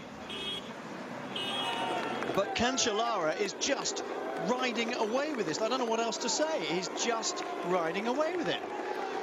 1.4 kilometers of cobbles here on sector 8, and he's pulled out the gap to 50 seconds. Is there any possibility? Surely the only possibility is now that he's going to blow Sean, because the others are not making any impression. Yes, I think that is the only way that they can have any hope of pulling Cancellara back, that he will start to suffer a bit further on, because they seem to be giving it their best here, the chasing group of 8 riders, and the gap is just growing out all the times. Again, Cancellara is so powerful, and taking it up at that time, I think nobody expects him to go alone at that outside of 40 kilometers to go, and just got Bonin. He was seemed to be quite a bit back in the groove when Cancellara went in the attack, and it was certainly well timed by Cancellara. He could see that Bonin was a long ways off, and just decided to go for it, and I think took a lot of these riders by surprise, just going so early. I'm not sure I quite agree with you that they're giving it their best, actually. I think a lot of them are thinking, well, who's going to take this up? Are we even going to take it up? There was some resignation, I think, in some of the looks, some of the body language. I think they've sort of maybe picked up the pace a bit again now, but for a while on the tarmac there, they were looking as though they were resigned to the fact, well, what are we going to do here? Hammond on the front, push off behind him. Then Fletcher, Bonin, Hofstad. It's a good group, and they should be able to work together to bring back Fabian Cancellara. It doesn't matter how good you are, if you've got this good a group of riders chasing, if they all worked together, properly worked together, they should be able to pull him back. But it's not happening. I think everybody, because the group is so good, Sean, everybody reluctant to chase down dramatically, because they'll get sprung and somebody else will go off the front. There's too many good riders, almost. Yes, and the problem is still 37 kilometers to go. I think they're calculating, as we see, it just goes over the minute at the moment. There's some of them there maybe calculating, but if you're starting to feel the effects under a bit of pressure here, it's the normal thing that you do. You try not take too many pulls on the front, and as you said, the riders like Bonin here, Posato, probably some of the stronger riders, Fletcher, who was in very good form, and then you look at the other ones, Hino, Post, they're going to say, well, I'm not going to really give it 100% here, because they're riders that are in better form and have been showing better form over the last couple of weeks. 104 for Fabian Cancellara, the Swiss national champion. Actually looks great in that jersey, I have to say. He's just ridden away from his main rivals, including Pipo Pozzato, Tom Bonin, Tor Hushoft, Juan Antonio Fletcher. And there'll be director sportives in cars going, well, you know what, there's not a lot we can do about this. Doesn't matter how hard we try to track it down. Fletcher comes to the front now to do a little bit. Looking over the shoulder, though, see who's going to be there. Bonin back to the front. Bjorn Leukemans, again, once again managed to tack on to riders and get himself in a good position that even he couldn't stay. I'm not sure there's a heart in this. 106. I'm sure you're right in saying, Sean, that they are calculating just to hope that perhaps Fabian Cancellara will tire, but it doesn't look as though that's the case at the moment. And I'm not sure they're 100% committed behind.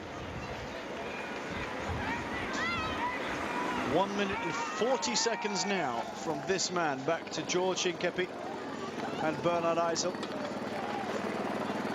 He's not slowing down, Sean. There may be a lot of people wanting him to slow down in Director Sportive's cars, but he's not slowing down. He's looking very, very strong.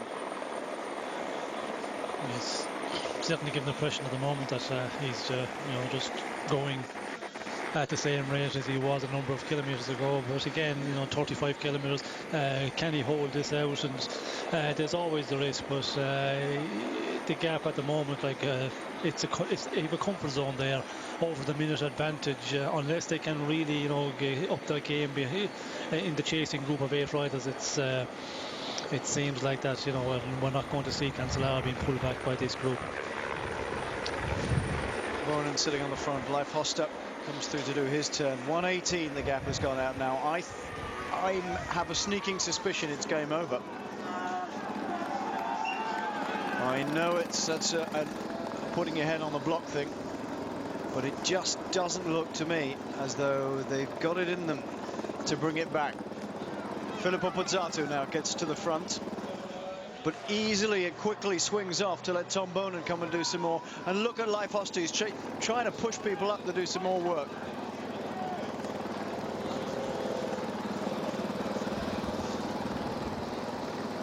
Well, do you think that any of these men, Sean, are saying, look, Hoste is trying to encourage them to get on and do something? How many of these men do you think in their heart of hearts know that Cancellara is the strongest man out there? Well, I think they realised going into this race that Cancellara was going to be the one to beat, and when you get in a situation as we're in now and he's just going away, and they are working quite well. It's maybe they're not all contribution, that is sure, to the pace setting on the front as 100%, but we can see Boonen there. He's doing quite a lot. We can see Host was putting in a good effort. Fletcher also doing a lot, and the gap is still growing out at 1:25 at the moment. But there's the other ones there. For example, he's going to say, well, I'm not going to really give it 100% here because I will pay the price in the end. And it is possible that now they're thinking, well, I don't think we're going to see Cancellara until we get into the velodrome in Roubaix, and the second and third place in the podium isn't what on their mind. Yes, I think that was what I was trying to get around to. At this rate, they won't see him until he's on top of the podium with a big block of stone over his head.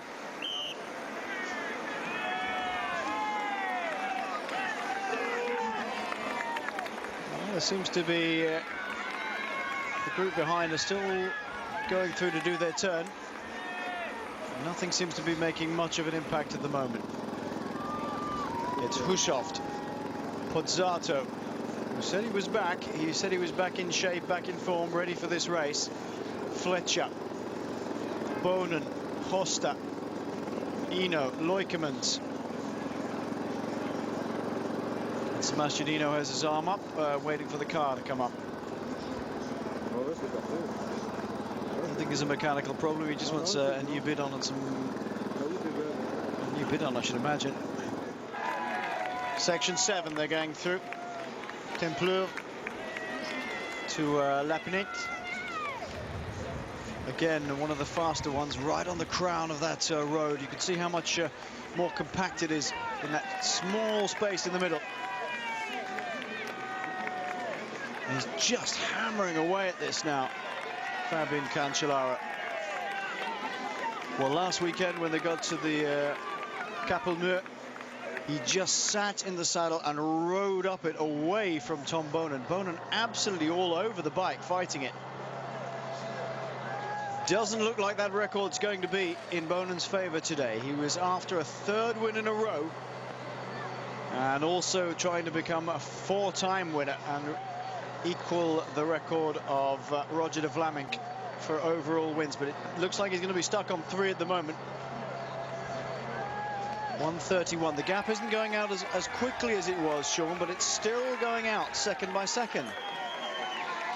Yes, and I think Cancellara in the beginning, he wanted to pull out the gap quickly, and the reason being to get the team car to be allowed up to follow him. That is probably the tactic also, because if you depend on the neutral servers, well, then you haven't got a bike, and it's so easy here to have a major problem. You can have a bike, a frame can break, so I think that maybe was part of the tactic as well, and maybe he just settling it now, and Cancellara knows that the 1.5 minute advantage, he's going to try and keep it around that, and it is a big ask. It's a huge advantage.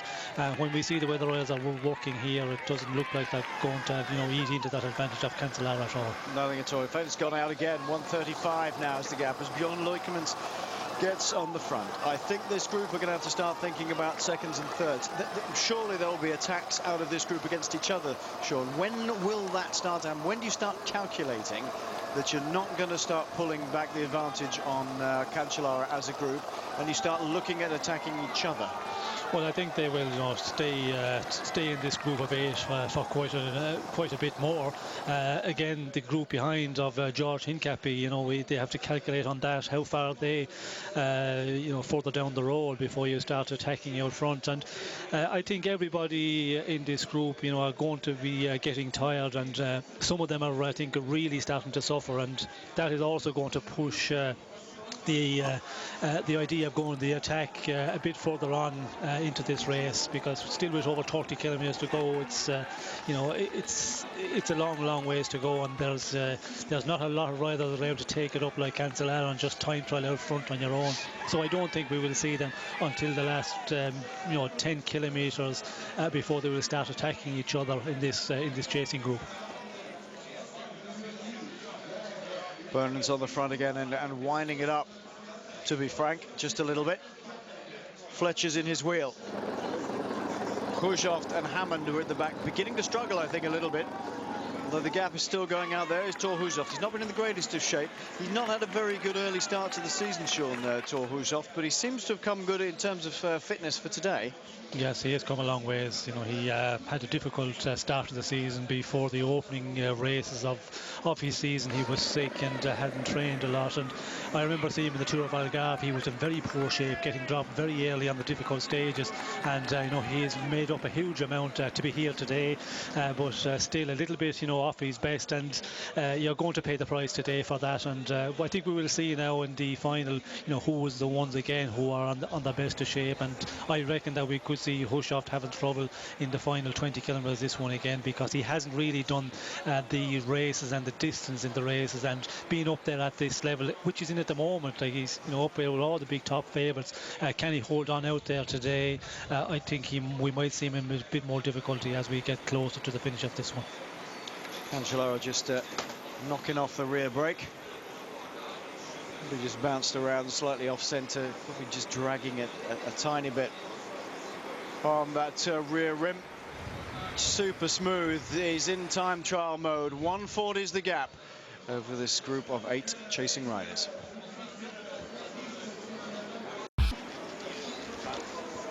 Welcome back. You can see it's a shade under 2 minutes now, the gap from Fabian Cancellara back to the chasing 8 riders, including Tom Boonen and Pipo Pozzato and Juan Antonio Fletcher, Thor Hushovd, all the big favourites in that group. And this man picked the right moment, jumped them on the inside when they're all looking the other way, and has just ridden off. This is one of the great finishes in Paris-Roubaix by a single rider. It's right up there with the De Vlaeminck, right up there with the Merckx, right up there with any of these big names, right up there with a Kelly even. What an extraordinary feat. It's going to be 2 minutes very shortly, with still 28 kilometers to go. It is game over, I'm afraid, for the win, unless something absolutely spectacular happens to Fabian Cancellara. Then I'm afraid that these 8 riders are not going to get to him. Over 2 minutes it goes then, with 27.9 kilometers to go. Now, we shouldn't count the chickens, of course, because the man could blow up, but it's not looking that way, is it, Sean, at the moment, I have to say? No, it's sure not. It looks so impressive at the moment, and you know, the clock is telling it's just growing all the time, and you know, they're just the chasing group of 8 riders are giving their best, and you know, everybody seemed to be giving some bit there to try and keep it going, but you know, no effect on the lead of Cancellara. It's just you know, he's pulling out all the time, and he looks so comfortable. You know, the style there, he's just you know, working away at it. Still with 27 kilometers to go, the only way if he really has difficulty, and we have seen it where riders can, you know, get hit the wall, as they say, with the hunger knockers in cycling terms it's called, and really, you know, go to pieces. But I think Cancellara experience, you know, he's been in this situation before, and he has a team car out there with him, and I don't think we're going to see any problems for Cancellara. It's a matter of now how much he can pull out the gap, because there is a situation here with our leaders. There's a number of those riders who are going to start, you know, missing turns here. They're going to be thinking about, you know, to get the best place possible and to conserve as much energy as possible. And you know, if that happens quite a bit from the finish, you know, around the 20 kilometers to go, well, then the gap could grow out to be very, very big advantage for Cancellara at the end. He's coming through to the section at Sisson. 1.3 kilometers of cobbles next up for Fabian Cancellara. Well, these riders must be wondering what on earth they can do to stop a man of Fabian Cancellara's ability. I have to say, that man there looked impressive for me today. Leif Hoster looked as though he actually had some real legs today, and when he went hard. Other riders not capable or didn't want to contribute with him, and here comes Cancellara into this Sisson section. Huge crowds. We haven't heard any of the problems, by the way, that we had last year with spectators just wandering randomly across the pavé, although we haven't got to the Carrefour section yet, which is Carrefour de l'Arbre, which is where they've had a lot of problems in the past. A lot of people coming out of the local bars and completely tanked up. I guess the only thing that you could slow this man down other than hitting the wall is a crash now, Sean. That could, if he was unfortunate enough to crash, that may well knock great lumps out of him. Yes, but I don't think you know, the situation of getting into you know, into a situation where you're going to crash is not going to be Cancellara, because he has, you know, the advantage, and he's, you know, in the cornering, and that he's, you know, going to knock it off a bit, take no major risk. And you know, the only thing is the spectators, as you said, we did have the problem last year in the Carrefour de l'Arbre where the people were, you know, crossing the road a lot, although this year there's a lot of police out there. I was reading one of the French papers where the camping cars also, they have taken away from the side of the road and put them a bit further away from the route of the race. So I think you know, in the Carrefour de l'Arbre we will not see as much people being allowed to wander across the road as the riders coming as we did last year. This is super impressive. Well, you can tell he's going quickly because the motorcycle riders, the outriders with him, are having to stand up a lot of them to keep the pace going. The guy, the AG2 Le Mondial bike rider, the motorcycle rider ahead, you saw him on his Kawasaki standing up. Incidentally, a lot of the cars, we talk about bikes being altered for this, or not altered as the case may be, as technology goes on. But some of the cars, most of the cars are modified. They're the suspension jacked up or extra long struts put in to clear some of the worst sections of cobblestones. These are our 8 chasing riders. They are Leif Hoster at the front there in the white. Behind him is Thor Hushovd in the black with the white helmet of Cervelo Test Team. The other black and white rider there is Roger Hammond, the smaller of the 2 riders. Then the Belgian champion Tom Bonen is in here. Pippo Pozzato, the Italian road race champion, with the black jersey and Italian flag on it in the group. Juan Antonio Fletcher in the colours of sky, black and white with that blue stripe down the back. They say that the blue stripe is the symbolic of what it takes to cross the line between winning and also round. I'm afraid, unfortunately, today, everybody is an also round.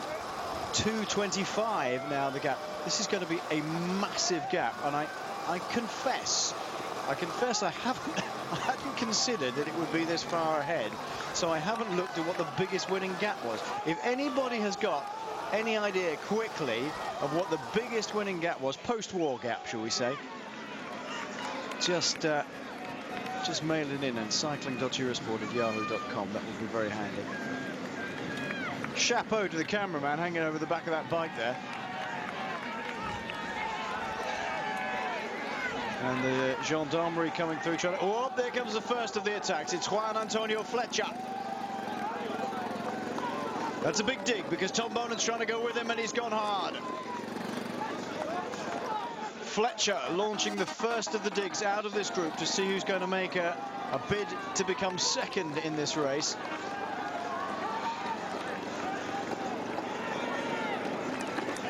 And that's a good attack by Fletcher. He's going very well indeed, and he's pulling out a decent gap here, Sean. Yes, and we can see that Bowen, really trying to get back in here, but having difficulty closing it down. And again, Fletcher, the surprising one is that nobody reacted immediately when Cancellara went, because if you're not on the Swiss train when it's pulling out, well, then it's over. You're never going to get on once it's left the station. And I was surprised that Bonen, did not really react much quicker when we see Cancellara attacking. You can see now who is, the better one, and Fletcher here, able to ride away from this group. That tells us that he still had a lot of power left, and disappointing that he did not react immediately, because I think if Fletcher was in the wheel of Cancellara, he would not be ridden off the wheel as we see some of the other riders, Holstein or Lukemans. They just weren't there to follow that speed of Cancellara when he joined him up on the section of cobbles. But Fletcher would be one of the ones, if he was in the wheel, I think he would have maybe difficulty getting them out. But again, the attack by Cancellara was very, very well calculated. Extremely well calculated. Look, went up the inside when they were looking the other way, really. Tyre pressure's running not as high as you would be on a normal road race. And most of the shock absorption in any of these bikes comes from the tyres. Now that's a great attack by Fletcher. He's now by himself, riding for second place. Well, how much can he eat into the lead of Fabian Cancellara, one wonders? He's having his best early season by far, Sean, at the moment, Juan Antonio Fletcher. He's always been there or thereabouts. Again, he hasn't pulled off a big win until again Wevelgem this year. Not in the classics. Henk Nieuwsblad, actually. Oh, sorry, Nieuwsblad. Yes. He's always been there, and in Paris-Roubaix, Tour of Flanders, I think Paris-Roubaix is the one he prefers most, and he has had some great performance here, and just always up against somebody who has been that much stronger at the period. And if you take the situation, if Cancellara wasn't in that excellent form he is at the last number of weeks, well, then Fletch would be really in for it here, and with a possibly winning this one. So he is having a very good season, and I think he's that bit stronger this season than he has been in the past. This is the back of the group with Bonen. And there's only 5 of them left at the moment. I'm afraid that that little dig by Juan Antonio Fletcher, followed by Tom Bonen, well, partially followed by Tom Bonen, has got rid of a whole bunch of them now, including Leif Hosta and Sebastian Eno. 2:17 is the gap. Still looking super strong. 21.9 kilometers to go. This is the man in second place now, a lone figure of Juan Antonio Fletcher. Shoulders hunched up, digging in deep. 2:15 back to Fletcher now. 2:24 to the group of Tom Bonen. He's only got 11 seconds gap. He's given it a go. But it's Thor Hushovd who's doing a great deal of the work here to try and pull back Juan Antonio Fletcher. Is Bonin going to go here? No, he's just going to move to the left-hand side, just wind the pace up a little bit. Fletcher's not got it, Sean. He's not going to get away. No, it is. They're working well together. We can see their Hushovd, you know, pulling it quite strongly, and now Bonin takes it up. You know, it's not going to happen for Fletcher here. You know, when they start working together, and if you get, you know, the strong riders like Bonin, like Hushovd, who you know, do a good turn at the front and pull it for 150 to 100 meters, difficult for anybody to ride away. But he knows that. Fletcher knows that if he waits here and he finishes with the group, of course, in the sprint, he's the one who is the better sprinter. If he comes up against Bonin and Hushovd, Hammond for that matter. So you know, his tactics and his calculation is, I have to get away from this group if I want to get on the podium. And he realizes he's not done that at the moment. Sits up a little bit, waits. Back they come. Hammond at the front again. Bonin comes through to do his, the Belgian champion here, right at the front for Quick-Step. Then Thor Hushovd. Remarkable achievement to be here in this sort of shape. Well done, sir. Bjorn Leukemans once again sitting. Doesn't do much work, Leukemans, does he? When the attacks go, he sits on quite well. He's doing some now. Hey, that's just clever. Pozzato is off the back of this group. Well, he said he was back in super shape for Paris-Roubaix. It is his favourite race, but not his day today, unfortunately. I quite like the new kit, though. It's the first time I've said that about Italian champions jersey in Katusha for quite a while. And difficult to be back in form, of course. Missing out last week on the Tour of Flanders, a stomach bug a number of days before it, and when you get that, first of all, you know, the stomach bug, it takes a lot out of you, and also missing the competition. Pozzato is paying the price today.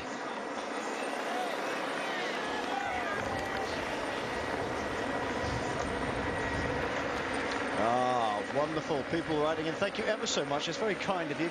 5:21 Eddie Merckx over Roger de Vlaming in 1970.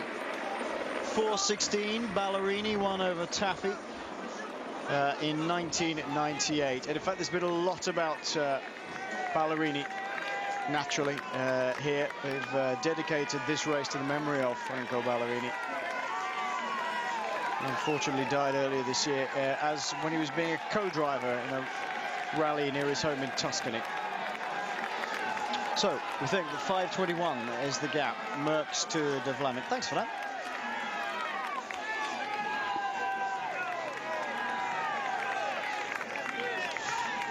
.232 is this gap, with still 19.5 kilometers to go. And still pulling out. Oh, well done, sir. Well, maybe they've just eased up a little bit. Would seem to be that way. The gap had been about 2:20, so they've lost another 12 seconds on Cancellara. It allows Pozzato to get back in this group. Another man who could turn in a reasonable sprint, Sean, if he'd got anything left in the legs, if they get there as a one big group. Yes, can present a very good sprint, but again, I think you know, his energy levels are going to be very low, and you know, with the indication that we've got here, you know, went us up a little bit with the attack of Fletcher losing contact. Pozzato, it's difficult to see him being able to put up a good sprint, and a sprint to get on the podium, because he's up against, you know, Hushovd, Tom Bonin, and when you're in that sort of class, well, then it looks for me that is going to be difficult, considering I think that he's very much at the end of his day, because losing contact at this point, with around the 20 kilometers to go for Pozzato, I don't think we can see him getting a place on the podium. Well, as far back as 2004, that man there, Fabian Cancellara, not wearing the champions jersey at that time, came into the Roubaix Velodrome alongside one of the men in this group here, Roger Hammond, along with Magnus Backstedt, now working, of course, for Eurosport. He'll be with me on the Tour of Turkey tomorrow. And Tristan Hoffmann was a good day for Hoffman, actually, because he'd never really pulled off a big race placing. He won some good races, but it was the win went to Magnus Backstedt in the end. Here, this is taken to the grass. Cancellara. Well, interestingly, it was Cancellara and that day who opened the door for Magnus to go through.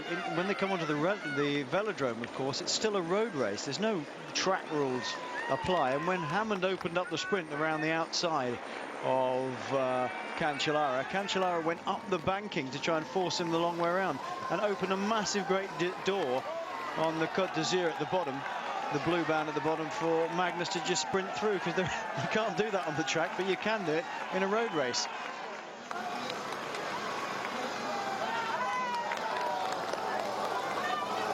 Into the next section of cobbles goes Roger Hammond. This is section 5 at Champon Peverly.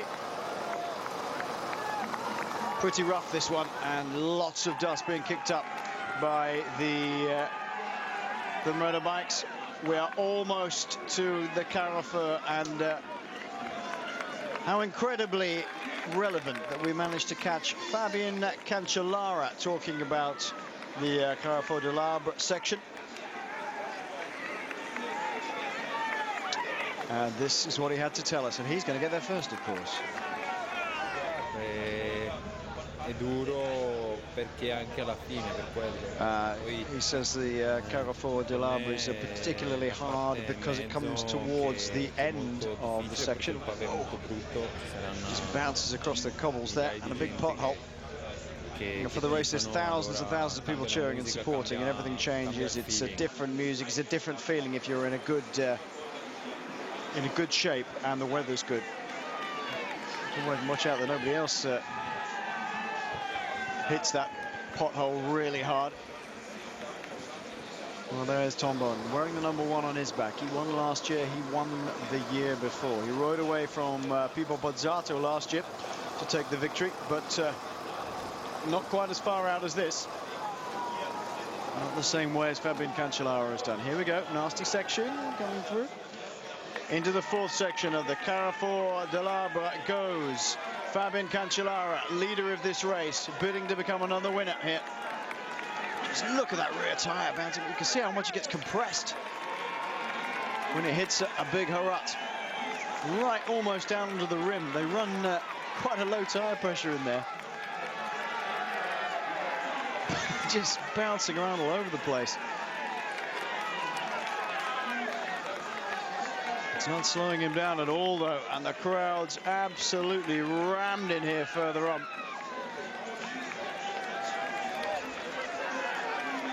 This is where you've got to be very, very careful. One momentary lapse in concentration in these last 2 or 3 sections, Sean, could be the end of your day. Yes, and doesn't look like for Cancellara that he's trying. We've seen some of the shots there. You know, he's very concentrating, yes, very, very well, but also looks, unbelievably fresh, and still putting in a huge effort here, considering like it's grown out to 2 minutes 53. He's still pushing on, quite strong, and as we said earlier, it's just a matter of how much time he can put into the chasing group. It's coming to a situation, excuse me, where it's the gap is so big now for Cancellara. The interest is gone a little bit out of the race. Yeah, I'm afraid so. Yeah. That's just too strong, and when you have a rider like that, it's too strong. When Cancellara, it takes a bit from the race as well. That excitement of the final, which we had last year, is not there anymore. And still, these riders are giving it everything here, just working away, sharing the pace on the front. But as we see, the gap is still growing out, and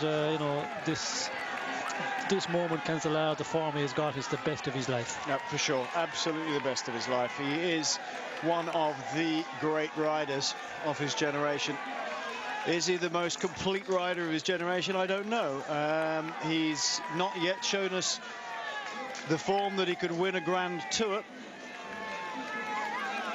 but he can certainly knock spots off most people in a time trial. And look at this riding here. 3 minutes and 1 second is the gap. Those 5 men unable to bring him back at all. So this is the race, really, Sean, isn't it? Who is going to take second and third spot? That is what the race comes down to now. Yes, and I think we will see, you know, the best part of the action will come from this group now, because they're going to attack each other, and some of the riders here who haven't got a very good sprint in the end are going to go in the attack in the final kilometres. And of course, you know, Bonin is the one who is the better sprinter. He will try and, you know, control the situation. But I think on these final sections we could see the likes of Fletcher going in the attack again. If he has still some power left, he has to do that, because, you know, his only way of getting on the podium is to get away from some of the better sprinters that he's in with at the moment. Presumably we'll look at Leukemans jumping on any attack that Fletcher were to launch, or could be the other way around, of course. There's some very good sprinters in that group, and two not so good sprinters is the essential part of it, the long and short of it. Little flick on the bike for Cancellara. Maybe he is getting a tiny bit tired. Third, section 3. This is Gruson.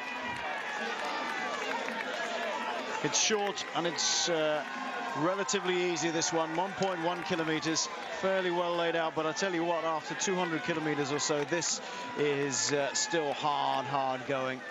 All he needs now, but in this race, it's never over till it's over. We say, barring all incident, that this man is going to ride in alone at 3 minutes and 10 seconds ahead as he is at the moment. But it's never over till it's over in bike racing, especially in Paris-Roubaix. One little slip, one lapse of concentration, one spectator stepping out or even just stumbling a little bit and bringing down Cancellara would be disastrous for him, especially if he tumbles very hard. He might well get back on, but the time you may lose running in could be huge. And we saw what happened last year when Thor Hushovd went down in the closing kilometers. Lost a fistful of time. 3:12 is the gap then, as Hushovd, Bonin, Fletcher try and pile on the pressure now. And Hushovd trying to get away to go a little better than he did last year. That's some really sustained effort by Thor Hushovd, and Bonin's having a little bit of trouble going with him. He wants Fletcher to come through and give him a hand and shut down Hushovd, although Hushovd's not getting away.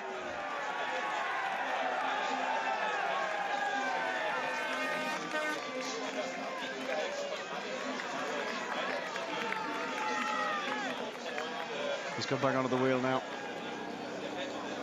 Fletcher. Pozzato distanced just a little bit. He's fighting to get back on again. He's going to get back up there, but he's struggling, Sean. He really is struggling in these closing kilometers. He's working very hard and gradually eating up into people when they do attack again, but he's not got the zip. No, hasn't got the power. I think we see the opening pace, he's losing contact, and a lot of riders here. We see Bonin also seem to be, a little bit in difficulty.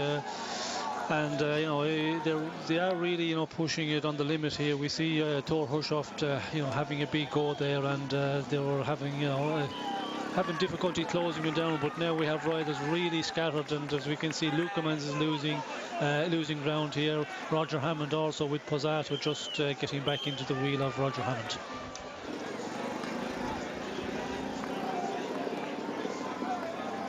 Juan Antonio Fletcher is forcing the pace along. They've broken the elastic, I think. It seems to be that way. Fletcher is pushed on really hard, and he has Thor Hushovd in his wheel. Bonin is trying to go with him. Hammond is trying to get onto that wheel of Tom Bonin. He's going to get there. Roger Hammond gets on. So at the moment it's 3 minutes and 5 seconds back to Juan Antonio Fletcher and Thor Hushovd. Then Tom Bonin with Roger Hammond in the wheel. Has Pippo Pozzato managed to just latch onto the back of this once again? Well, it would be better if we saw a full shot, wouldn't it? But we didn't. That's great riding by both Hushoft, and we've seen that Fletcher has had a go once already, but been mightily impressed by Hushoft here. Yes, it's a good performance by Hushoft.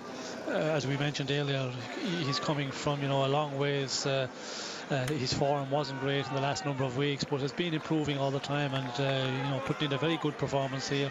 And to be up there with Fletcher, we see Fletcher earlier on, and maybe he didn't give it 100% when he went in that early attack. Maybe it was just a little bit of a test or a feel to see how the other riders would react. It's a good move now with the two of them, and the places for the podium, that is so important, and that's what they really have to play for with the advantage. 5 minutes for Cancellara, that's over a long time. So if they can work well together, Fletcher, Hushoft, they can get on the podium, which is be a major performance.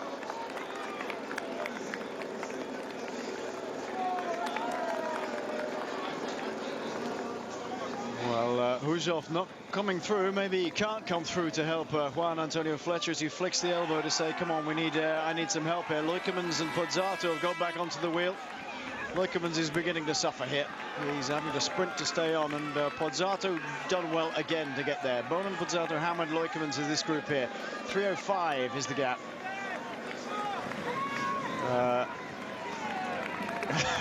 No, I'm not doing any more, says Bonin. Pozzato says, come on, get back in the line. No, I can't do any more. And then immediately does it. And there's a bit of playing going on now, I think. They'll be looking at each other to see if they want to shut down these two here. They are fighting for second now, Hushoft and Fletcher. 2:44 the gap. Well, they've done well to eat in that much into Fabian Cancellara's advantage at the moment, Sean. That's they've taken quite a bit out at the moment. That's a good attack by Fletcher then. Yes, they sure have, and it tells us that they are really pushing on here, and to get away from Bonin, but Bonin seems to be really tough in the moment. I think he's starting to feel the effects of the effort he put in earlier on. The advantage 2:46 at the moment for our two chasers, Fletcher and Hushoft. It's not going to. The time is not there. The kilometre is not there for them to have any chance of maybe eating a long ways into the advantage of Cancellara, because the time is the kilometres are not there. It's only 10.5 kilometres, in fact, now till the end of this race. It's been an epic win for this man, assuming he gets that. Really fabulous jump with over 40 kilometres to go. Caught them napping very slightly, but it wasn't just that, Sean. It's not really a case of catching them napping. He just went like a train. Actually shutting that sort of move down at that speed is a really big ask for anybody. Yes, and as we've seen with Cancellara in the last number of weeks, in the E3 prize, which was a semi-classic in Belgium last week, the Tour of Flanders last Sunday, and again today, when he gets a number of bike lengths, it's so difficult to take him back, to track him down, because so powerful. If you're not in the wheel, well then it takes a really strong rider to get back in there, and I think that was the mistake by certainly by Fletcher, when you see the performance he's putting in, because he's riding very strong, and Hushoft for that matter. If you're in the wheel, and when they go in the attack, the drafting, and people do not realise that how much of an effect it has when you're riding on the front, and when you can stay in the slipstream of somebody, the amount you can save, the amount of energy you can save is huge. But when Cancellara got 10 seconds, 15 seconds of advantage, well, then it was always going to be difficult to see him being pulled back. Do you think riders like Juan Antonio Fletcher maybe suffer a little bit in terms of slightly scared of the power of Fabian Cancellara? When he goes, they think, well, if I try and stay with him, it could be game over for me completely, because he will just literally ride me into the ground. Well, that is certainly the possibility there, that they are a little bit afraid to go with him, because they know if they go into the red totally, well, then you pay the price really, big time. And Fletcher's the one who can ride at a very strong rate, but maybe, doesn't have that explosive power, that real speed as Cancellara has got, and he just cannot match it at all. It's just for looking at your screen, it's difficult to calculate. The riders who are out there and who know each other very well, they're the ones who calculate, and they know very well what their capabilities are. So I would, yes, agree with that. That is a possibility that nobody, want to try and match Cancellara when he really goes in that first maybe 2 or 3 kilometres when he goes in the attack, because he is so powerful. He can kill you totally for the day. And he's realised that, hasn't he? He's realised that nobody's going to go with him, or nobody wants to go with him if he goes very, very hard for 2 or 3 kilometres, and then it's sort of almost game over because he's already pulled out a minute or so. 2:52, the gap back to Hushoft and Fletcher, and over 3 minutes. Way past 3 minutes for the Bonin group, including Leukermans and Hammond and Pozzato. Well, how impressive is this man as an all-round rider, Sean? Is he the best all-round rider of his generation, or do we still have to give that to somebody like Alberto Contador? Well, I think, if you look at Cancellara's performance, classics, time trials and in big tours, I think all-round performance, Cancellara probably is the better one. Last year he won a Tour of Switzerland, and he can do so well in quite big tours, even in the major 3-week tours. When he's really in form, he can go a long ways in the mountain stages, and the performance he's able to put in the time trials over the past number of years, it's I think he's the best. For me, I think he's the best all-rounder. I might tend to agree with you. This is the penultimate section of Pavé. It's Hem. And there's no signs of Fabian Cancellara faltering. Maybe the gap is coming down very slightly, but that is about it. Behind him, Juan Antonio Fletcher and Thor Hushoft are bidding to become second and third. Who will become second and third, we don't know yet. But they've pulled out a handy gap over the Tom Bonin group behind them, with 7.4 kilometres to go. In this penultimate section of Pavé, it's Cancellara all the way. These two, Hushoft on the right-hand side, and the Sky Rider there, Juan Antonio Fletcher.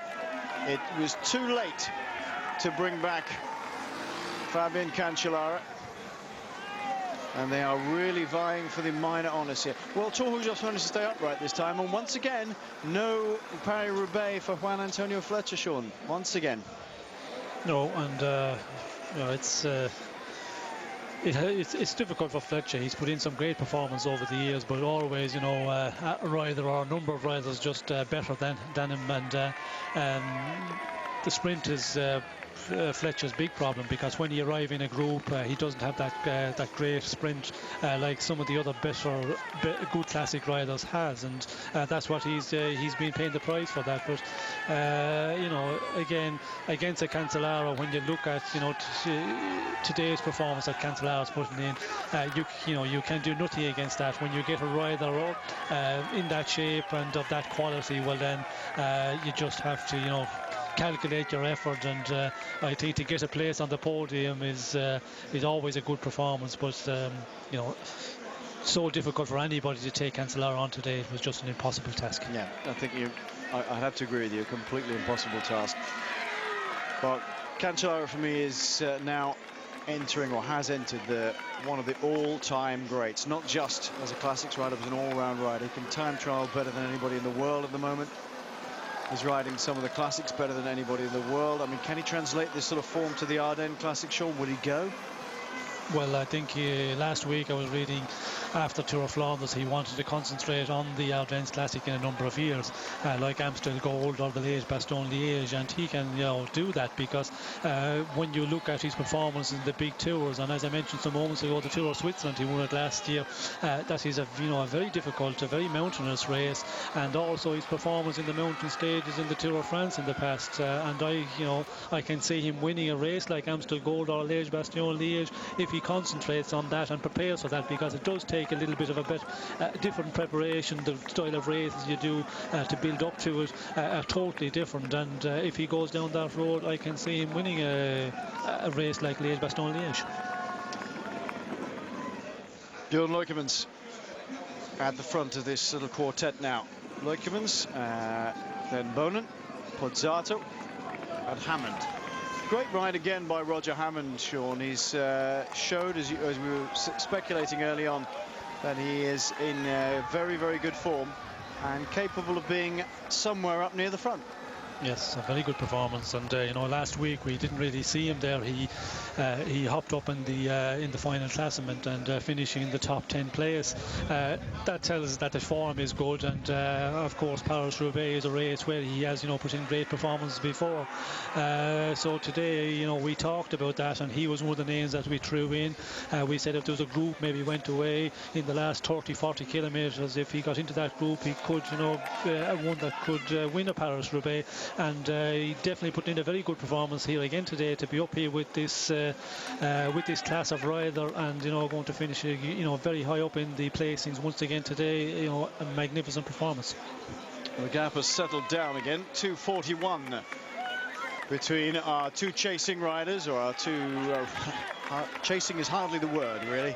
The two riders behind, Thor Hushovd and Juan Antonio Fletcher. They are battling to become second and third respectively in this Paris-Roubaix. Beginning to blow just a little bit now. Fabian Cancellara thinking, well, I'm not that far from the end. Beginning to suffer. Under 5 kilometers to go for the Swiss champion here. He is the Swiss road race champion, as you can see. He's also the world time trial champion in that his home World Championships in Mendrisio. He just absolutely annihilated the field. The closest man to him, teammate Gustave Eric-Larsson. He has won this race, of course, before. The real breakthrough for his Classics career was in 2006 when he took this Paris-Roubaix win.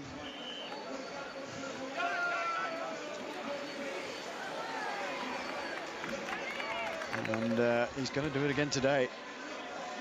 2006 for Cancellara, 2007 for O'Grady, Bonin 2008 and 9. He's not going to manage it again today. And still piling on. Beginning to, is he fading, Sean, or is he just timing his run in now? Because he's lost another 10 seconds, but there's nothing to worry about.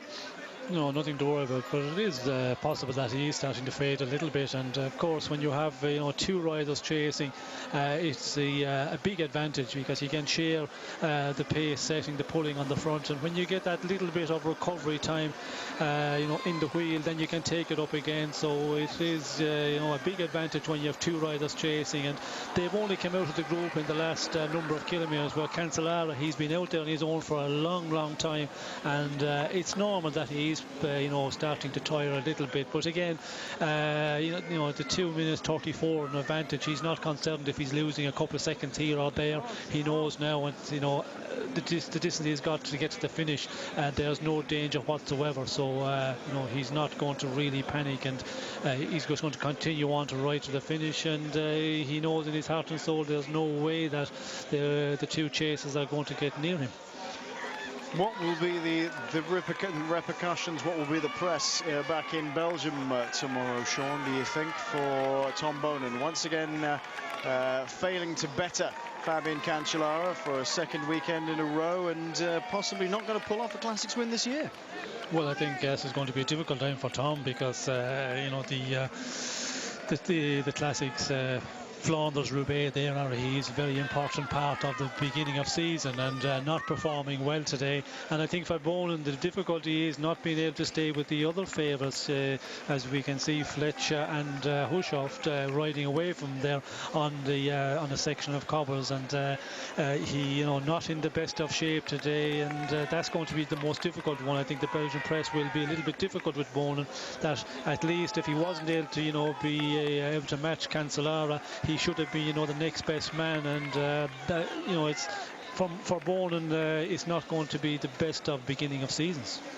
Certainly isn't. And what about in the Sky Bus when they do the post-mortem of this race? What will they be saying about Juan Antonio Fletcher here? That maybe they should have latched him onto Cancellara a little earlier.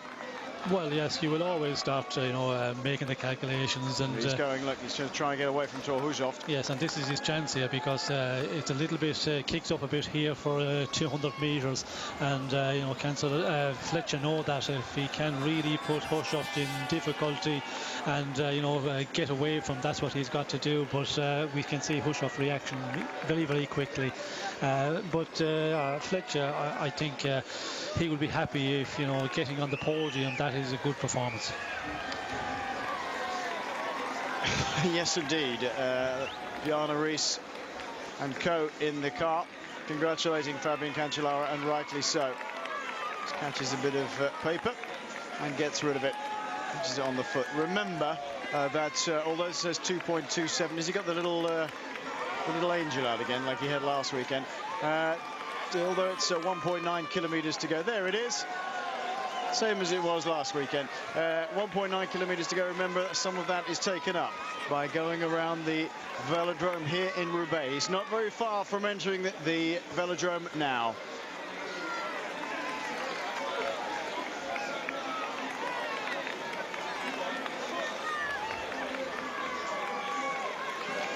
Well, he's a happy man, and I'm not surprised. 2 in a row for Fabian Cancellara. I think Sean, okay, I'm going to agree with Sean. I think he's the greatest all-round rider of his generation now. Maybe not the greatest Grand Tour rider, greatest all-rounder. Fabian Cancellara, attacked with over 40 kilometers to go, nearer 50 kilometers than 40 kilometers, and nipped off the left-hand side of the road while they were spread out to the right. Maybe, I think the wind was probably coming from their right shoulder. They were just in a tiny echelon on the right-hand side of the road. He took the chance, went up the left-hand side against the wind and really motored away. Took an enormous gap out of them almost immediately, and nobody reacted straight away, and that was it. Left him off and running by himself. Now it all comes down to who can salvage what from this now. Pozzato, he's done so well to stay there. Bonan, as you say, Sean, suffering even behind other people. Leukeman's putting on the pressure, and Hammond going with him. They're vying for the minor places. This is the last bit of cobbles. As I said, it's a section straight up the middle of the road between the two carriageways. It's almost a road to glory, this.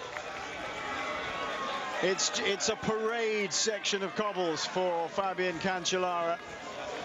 The crowds on either side of the road cheering this man home. They know how good he is. He's going to swing right into the last kilometre. He's going to come into the velodrome here in Roubaix, and the crowd are going to cheer him all the way home now.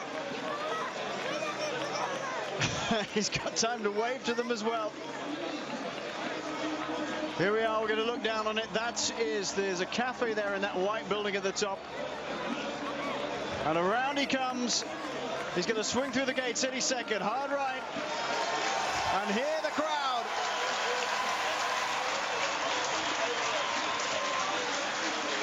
Fabian Cancellara enters the velodrome here in Roubaix in a time of 6 hours and 34 minutes just about. After an absolutely masterful display of attacking riding. He's combined everything he's good at.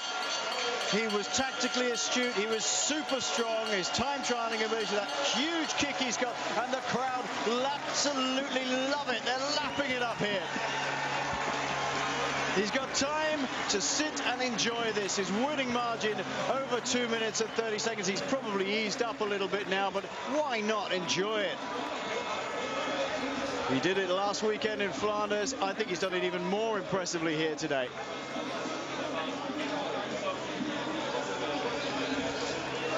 Well, Cancellara takes the time, make sure the jersey's right. He's coming home.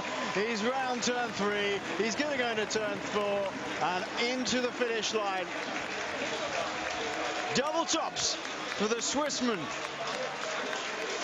Fabian Cancellara takes a win in the Tour of Flanders and another win here in Paris-Roubaix, 4 years after his first. It's his season. He is number one. Cancellara on top of the world.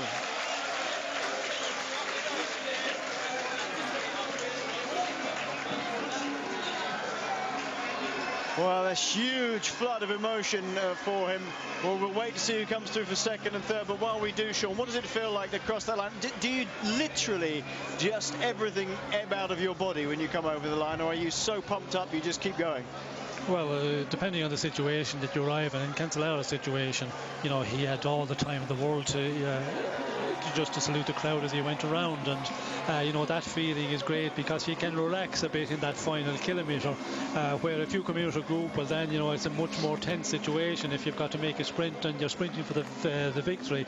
You know, it's really you know, a tense moment, but you know, it is the best way to come to the finish in a Roubaix, to just to, you know, parade around the track, say hello to the crowd, wave to the crowd. It's a magnificent feeling. I never had that. It was always down to a sprint, unfortunately. Oh well, a win's a win, doesn't matter how you get it. Here we are. This is going to be the sprint for second. It's Juan Antonio Flecha and Thor Hushovd. Flecha will not be looking forward to this one because Hushovd is the better sprinter by a country mile. They take the bell here on this concrete velodrome. Flecha is just leading Hushovd around. I think he must be resigned to the fact that he's going to get jumped if he's not careful towards the end. Coming down the back straight into turn 3. This long 500-meter velodrome. Well, he winds it up. Hushovd still in the saddle. Out of the saddle on the inside goes Thor Hushovd, smartly in front, and comes home for a second place in Paris-Roubaix, and a big clap by Juan Antonio Flecha. Very graceful indeed. Flecha takes third spot here. Hushovd a very, very good second, Sean. Yes, I think considering, you know, his beginning of season, as we mentioned, Hushovd, he, you know, really just came from a long ways back form-wise, and, you know, to get on the podium here in Paris-Roubaix, a great performance, as is for Flecha. Yeah, very much so. So another third spot for Sky. Here come the next riders. They take the bell as we watch Fabian Cancellara on screen. Well, we're not hearing the interview, of course, but I can tell you what's going out on the track while Cancellara gets interviewed. This is Loikemans in the back straight with Hammond behind him, and then Bonen behind Hammond. Pozzato is a good half a lap down. Opens up the sprint. It's Roger Hammond being hassled by Tom Bonen behind him. Hammond leading Bonen home, is he? Bonen's trying to come around the outside of Hammond. Is Hammond going to get him? He is. Roger Hammond gets Tom Bonen on the line as well. Not a great day in the office for Tom Bonen. Really wanted this one. He animated the race early on, Sean. He attacked. And all the while, that man there just waited. Well, fabulous win for Fabian Cancellara. He showed how strong he was last weekend at the Tour of Flanders. He's kept that form for a week, and he's ridden away to a second Paris-Roubaix victory.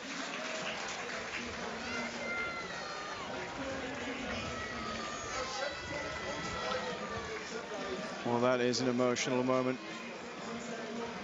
Incredible win for Fabian Cancellara. You don't often see him immensely emotional, but certainly is today. The best part of 50 kilometers by himself. Well, chapeau, fabulous, fabulous win for the man from Switzerland. We'll take a short break.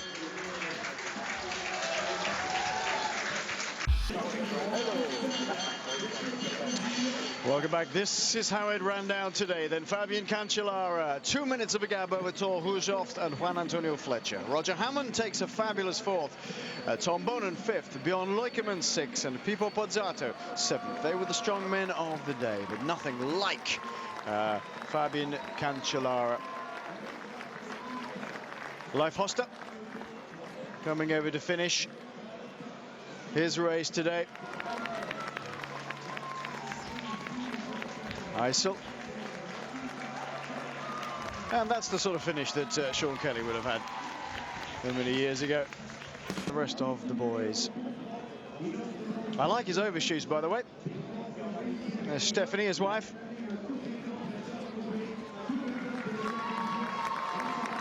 Well, despite the fact that there wasn't much to challenge Fabian Cancellara's dominance in the end, and just for a while it took a little bit out of the mega excitement out of it. You can't take anything away from this man. An absolutely magnificent performance. It's the Tour of Turkey we're on tomorrow. Kozadski to Gutris. 181 kilometers tomorrow, live at 1400 on Eurosport. What a magnificent Paris-Roubaix. And that is the moment when Fabian Cancellara caught them all looking on the other side of the road and just went away. And nobody had that instant reaction. He just rode away. A magnificent performance, and not a good day for Bonen, but a magnificent win for Cancellara.